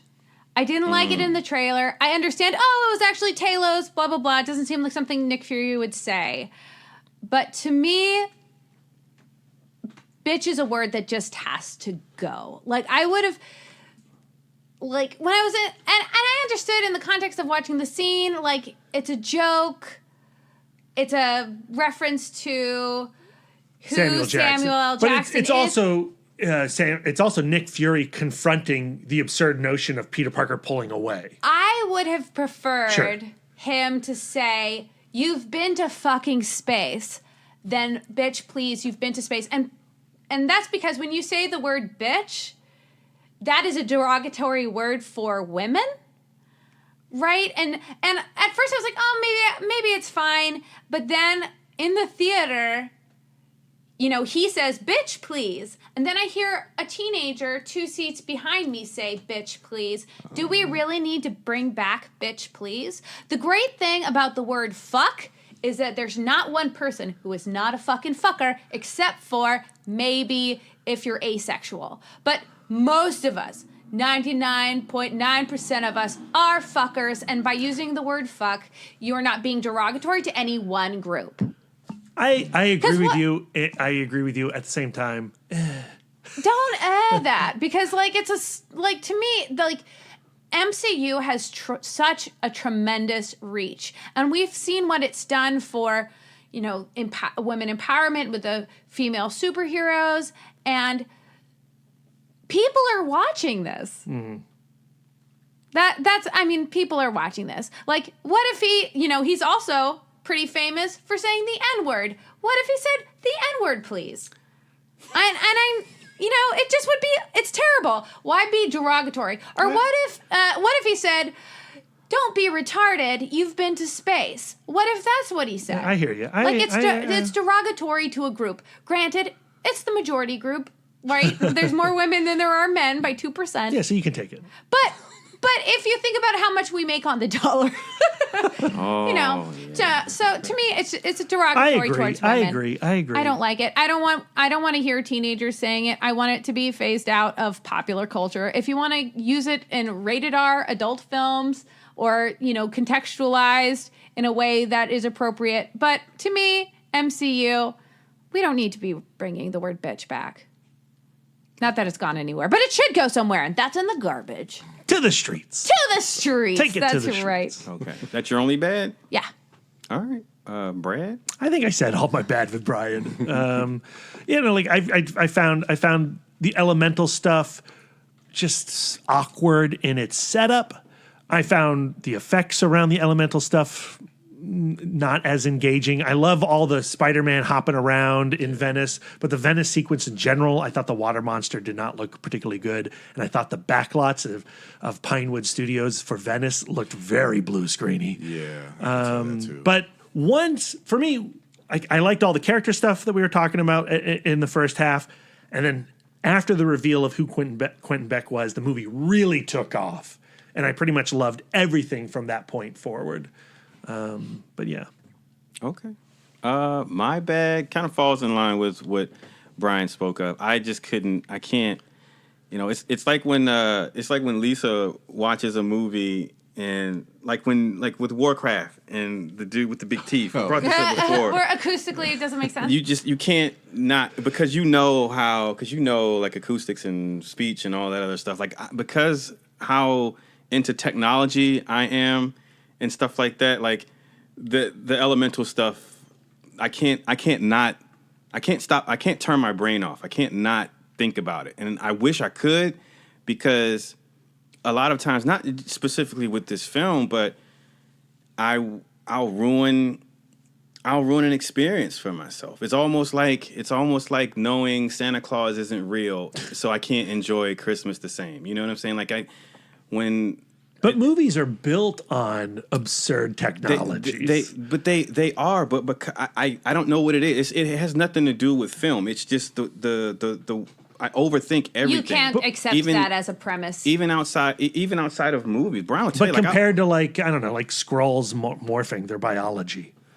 If I start to go down that rabbit hole, that shit'll probably unravel for me. You did too. actually in Captain Marvel. Now that I'm thinking about it, remember when the blasts of Captain Marvel and how they affected the door but not the Skrull body? Yeah, that did bug you. Yeah, like my brain just, I can't not. I don't know what it is, and I don't like it. I don't like that I do that. So like the in Venice, the water monster. He said you got to get him away from the canals or whatever. So then they get the water monster into like this square. They're away from the canals. But how the fuck does the water get into that open square? Because all that stuff was wet. Like, people were wet. Like, so how are they getting wet? So they blasted the water up. They blasted the water up just like how they showed the drones underneath the water at the end of the movie. There's drones underneath the water or some technological device splashing the water up. No, but they're in a square now that's away from like the canals. That stuff came around the corner and like... Yeah, they blasted up around the corner. How? Like, there was only drones that had the Incredible Hulk sound technology. Actually, there was holographic technology around a big water tank, and you never saw the water tank floating around with them, dumping water on people. You're right, and because I never saw that water tank, I just could not buy. And also, there's a sequence where Peter is, Nick Fury just like laid into Peter's ass about, misusing Edith on that on the school tour bus, and Peter was hurt by that, and he was sitting up on that ledge, and Mysterio comes up and is talking to him. He's like, "Hey, you don't have sarcasm on your planet," and then sits down right next to him. Okay. We talked about this, Like what Brian says, when everything has to be right. If Peter had done just like this or whatever. No, it's a real costume. The costume's there. Is he real. has a real costume. Remember, he was getting it, what is it? Yeah. But he floated up there. He floated up. He was right here, and then he sat right there. No, there's a drone underneath his butt. I mean, he has levitation technology, just like Iron Man. He has repulsive technology. But they didn't say, wait, does he? Yeah, why not? How else did he levitate? That was a drone. I mean, that was a hologram. Yeah, that's how I saw it. Then why did they have the whole scene with the woman steaming the cape?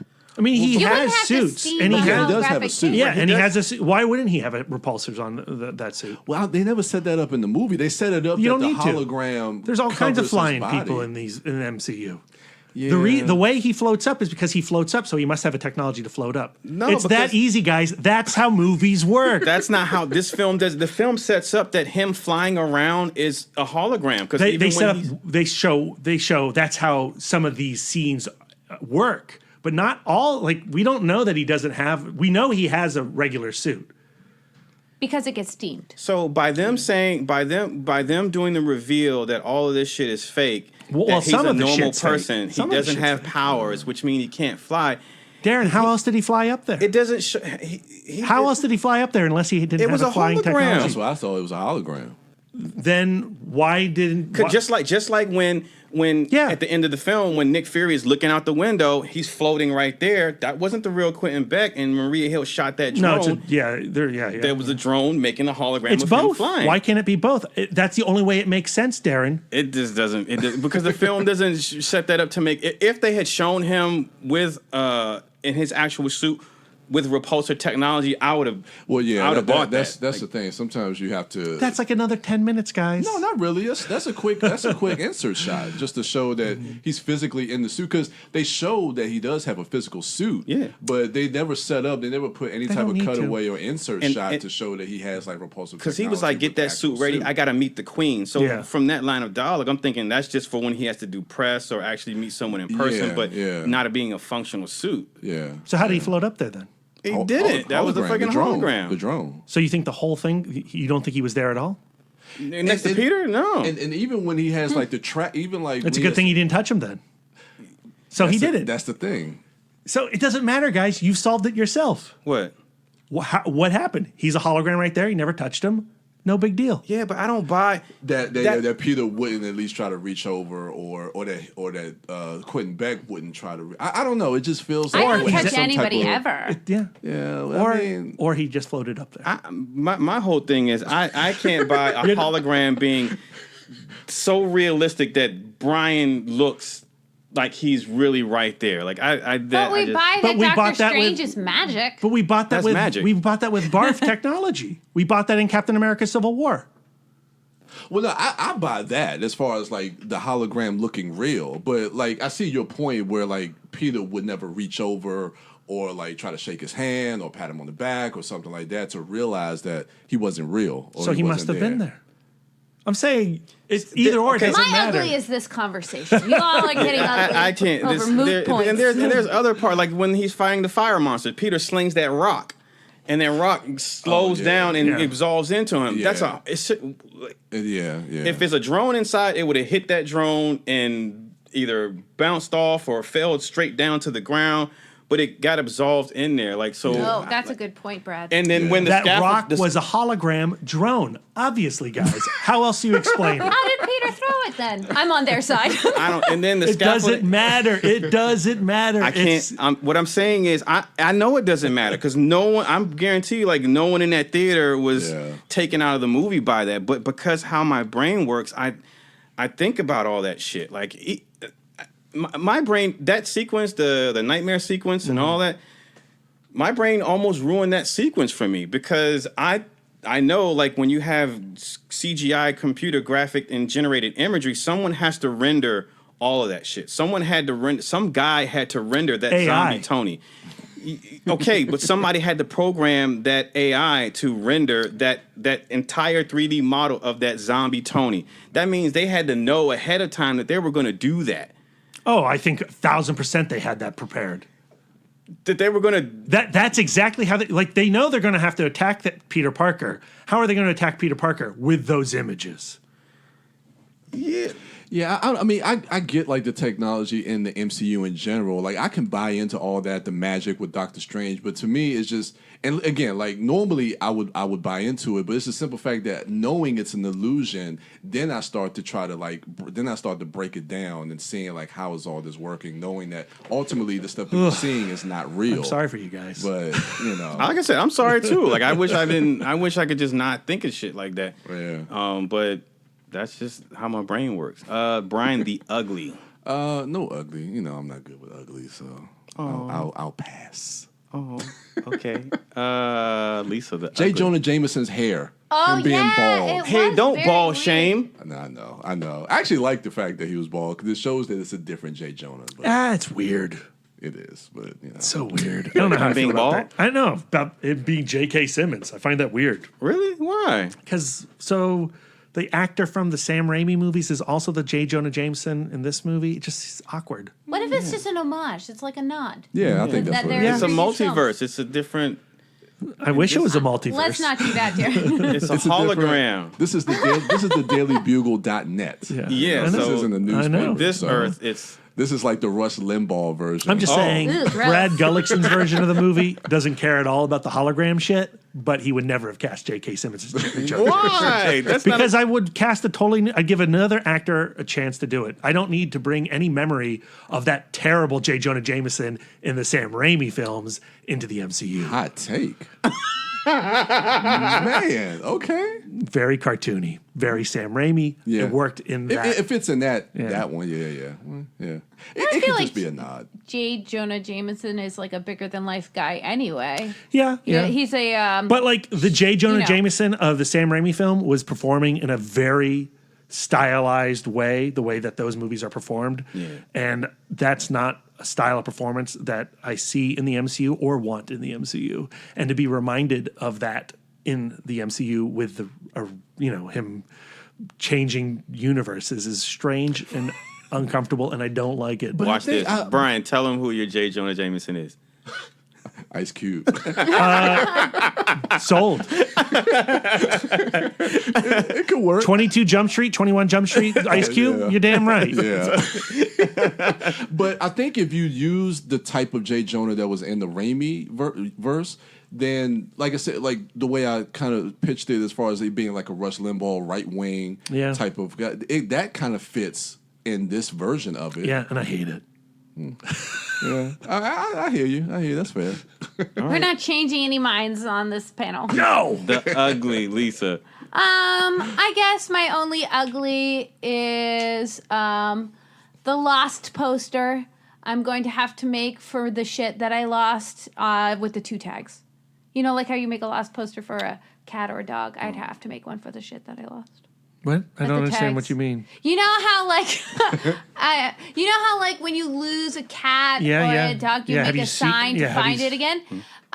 The tags, I found them very exciting. I lost my shit. I gotta make a poster. Got it. Okay. Gotcha. All right. That didn't work as well as I thought it was going to be. I didn't know I could not bring my high concept humor to I was very overthinking serious. it, Lisa. I just told you I have a problem with overthinking. I was overthinking it. All right. I didn't really have any uglies. I found it to be a very charming movie. I'm excited to see where Nick Fury is headed, and I wasn't bothered by the idea that Nick Fury was never there. Okay. I love that tag. I want to go. Where's Nick Fury going? Where's the Avengers? They're in space. Eternals. Oh my God. Yeah, that's my. I heard he was building the sword. That was the sword station. Yeah. That could be too. Yeah, could be interesting. All right, you're the ugly. Not you're the ugly. You're not the ugly, Brad. I mean, your turn to share the ugly of the film. No Stan Lee cameo. Yeah. It's a bummer. Yeah. Yeah, but they said, they had good reason why, because I think he was already sick. I mean, at the time, and they said I don't need them to wheel in his corpse or CGI his face. I'm just saying it's sad. But yeah, it's sad. It's the end of an era. Yeah. All right. They could have Grand Moff Tarkined him, man. No. All right. The ugly for me is my emotions, my internal face and feelings whenever there was an image of Robert Downey Jr. or Tony Stark. I was surprised by how it actually hurt, like knowing like he's gone. Like that opening, it was weird. I felt some type of way, like the very first time I saw it, when I didn't know that opening was the school news program or whatever. I don't know, I felt some type of way because I didn't feel like that song was appropriate for the weight of his loss. And I was I was like, oh. Yeah, I didn't like that. I was actually kind of angry. And then when I saw that it was the students doing it, I was like, oh, okay. But yeah, because at first I was like, oh, is Peter Parker making this? That's what I was like, please tell me Peter's doing it. And so there's that. And then there's another moment where when they first get overseas and it's a shot of Tony in his Infinity War armor and he's kind of looking up. It's like a memorial type of shot, and like the music is like happy and upbeat because they're overseas and they're about to have fun. And I just was like, nah, this doesn't feel like a happy thing to me because I don't know, like just seeing him, like I felt his absence. Like I genuinely, and I was surprised. I didn't think, and I knew that this movie was gonna take place after Endgame, and I knew it was gonna address, how Peter is dealing with it and how the world is dealing with it. And I just thought that was it. That was the beginning and end of it, right? I was gonna see and hear how everyone was feeling, but I didn't expect to feel the weight of it myself. For whatever reason, I just didn't think it was gonna, I didn't think of it at all. And so every time I saw him, even when there's that quick cutaway shot to the visual on the wall, the mural of just the Iron Man, his mask, like every time he was shown, it's just like, damn, like he's gone. And now when I see during the pre-show, because I saw it the second time with Brian at the Alamo in Woodbridge, and during the pre-show they had as they always do, they had a bunch of MCU related stuff, and they were doing like I want to say they were doing like a recap of everything or something like that, and they were just showing clips of, they were going through all the Spider-Man movies from right. Raimi's all the way up to this, and they were talking about the kid scene in Iron Man 2. Right, and just seeing Robert Downey Jr. there, like that was like a gut punch. Like, damn, like that was Tony. He's fine, right? Like, yeah, he's not actually dead. Tony Stark, like not Robert Downey Jr., but like the character of Tony Stark. The moment Peter first puts the Edith glasses on, I took like this inhale of breath because I thought, are we going to see a Tony Stark hologram? Yeah. Like, are we going to see some sort of image within the glasses? And I was like, I don't know if I'm ready for that. Yeah. And I'm very glad how they handled everything around Tony in this movie. Same. So that is our review cast for Spider-Man Far From Home. If you have not checked that out and we just spoiled the shit out of it for you, sorry about that. Not sorry because we warned you, but still go see the movie and formulate your own opinion, obviously, and then hit us up on social media and share your thoughts. Where do you think it fits within the MCU ranking for you guys? For me, it's lower tier. Yeah. Lower tier out of the 23 films, but still enjoy it. 3-star. 3-star for me. Lisa? I second that emotion. Yeah. I second that emotion too. I would call it low middle. I have it above the Ant-Man films. I have it above Incredible Hulk, Thor: The Dark World, the first Thor, Iron Man 2. I have it right low middle. Okay. Darren? Okay. I haven't gone to place it yet. I gave Darren, I demand it every time. I gave it 3.5 stars. I mean, there's so many of those different movies, man. I will sit down on the plane ride to San Diego Comic-Con. I'll 3.5 stars though? Yeah. That's what I gave it. I gave it a 4 the first time I saw it. I saw that. And then like the second and third time I gave You're like those damn illusions. It was that I'm sorry. I couldn't it fucked it up. I did it's not even the movie's fault. I don't even blame the movie. It's just my fault. You can blame the movie. It's not the movie. It's my fault because it doesn't just apply to that movie. Like it is a bunch of movies that I like. There's some stuff in Godzilla King of the Monsters that if I think about it, it'll make me sad. Don't do it. I'm not gonna do it. So yeah, hit us up on social media at @itmodcast on Twitter, Instagram, and Facebook, and let us know what you think, or just say hi.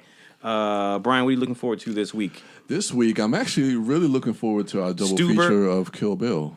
Oh, yeah, we have that. We have that next Sunday, so a week from the time that we're recording this. And I've seen Kill Bill 1 and 2 on back to back, like when they've shown on marathons on TV, but never on the big screen together. Same. So it's going to be interesting, and I'm actually going to start my rewatch of all the Tarantino films leading up to Once Upon a Time in Hollywood. So I think I'll go in sequential order of the release. So I'll probably watch Reservoir, Pulp Fiction, and Jackie Brown leading up probably this upcoming week as well. So yeah, I'm excited for the rewatch and Kill Bill. Our bootleg Whole Bloody Affair. This is the best we can get until we make it out to the New Beverly one time. If I had known that the Alamo was screening Kill Bill double feature this coming Sunday, I would have made different plans. I would not have put my flight on that Sunday. I hate missing the double feature. This guy, he can be found at the Turtle Dork on Twitter, at the Turtle Dork 1 on Instagram, and at Brian William Young on Facebook. Wife Dork. Yes. What are you looking forward to this week? I am looking forward to The Farewell. Comes out on the 12th. Excuse me. Yes. This is a film we missed at Sundance, But we missed it. We had to make that choice of, odds are it's starring Awkwafina. A24 is going to pick it up. Like, we're good. We're going to see this film. But this film is based on a story that Lulu Wang did for This American Life about her being informed that her grandmother has cancer. And I have had that story, and the idea of that piece of radio, that radio story, stuck in my head, and because it was just so effective to me. And now to get to see it on film, and I hear that Awkwafina's performance is amazing, and the trailer is absolutely charming. I'm really looking forward to this movie. So her grandma has cancer, but the grandma doesn't know it, right? Yeah, and they don't want to tell her. Apparently, part of Chinese culture is that any bad news is not told to the actual patient. It's told to the patient's family, and it's the family's discretion whether they tell the patient or not. And more often than not, they don't, because they're afraid of, if they tell their grandmother that she has cancer, she will then die of the cancer. Like, there's something in her mind that will decide that's what she will die of. So if she doesn't know she has cancer, then maybe there's part of her that can't die from it. How does anybody get chemotherapy? Well, I think to a certain degree, like, grandmothers, I guess, are old. Maybe if it's like a fightable situation.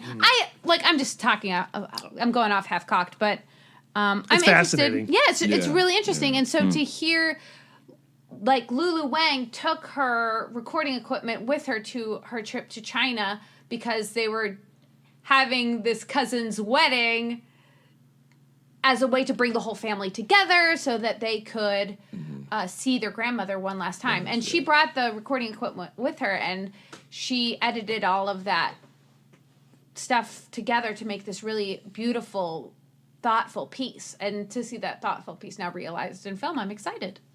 All right, I'm looking forward to it too. You can follow her at Sidewalk Siren and at Bake Dork on Twitter and Instagram. She's also at Sidewalk Siren on Letterboxd. B. What's coming out this week? You're looking forward to? I'm looking forward to going to California. I'm looking forward to Comic-Con. What day are y'all leaving? We're leaving on the 14th, that's Sunday. Sunday. And so that's what I'm super excited about. Watching Spider-Man Far From Home has really re-energized my love of the character. So I've been reading a lot of Peter Parker comic books. Lisa and I are covering the relationship of Peter Parker and Mary Jane Watson on the Comic Book Couples Counseling podcast. And that's been a lot of fun. That first episode is going to drop on Monday. And we're going to have a special guest stars on our bonus episode coming up at the end of the week. Darren Smith and Brian Young, the Disco Dork and the Turtle Dork, will be popping up on the Comic Book Couples Counseling podcast to go through a How to Survive Comic-Con guide. That's going to be a lot of fun. Yes. In the meantime, you can follow that guy at Mouth Dork on Twitter, Instagram, Facebook, Letterboxd, and Untapped. I am Darren Smith, the Disco Dork. I'm looking forward to Farewell, Stuber. I'm going to see The Art of Self-Defense this week. And Crawl. Yeah, I'm looking forward to that. And the Kill Bill. I'm going to be in the movie theater a lot before heading out to San Diego. On Tuesday, the It Modcast Chatcast is a conversation with Riley Stearns, the director of The Art of Self-Defense. And it was a really interesting conversation. It's a weird movie. It's a weird movie. Oh, you saw it? I did. Like, in a good way? I liked it. Okay. All right. In the meantime, you can follow me at the Disco Dork on all social medias. That is going to do it for us. Thank you all for listening. And until next time.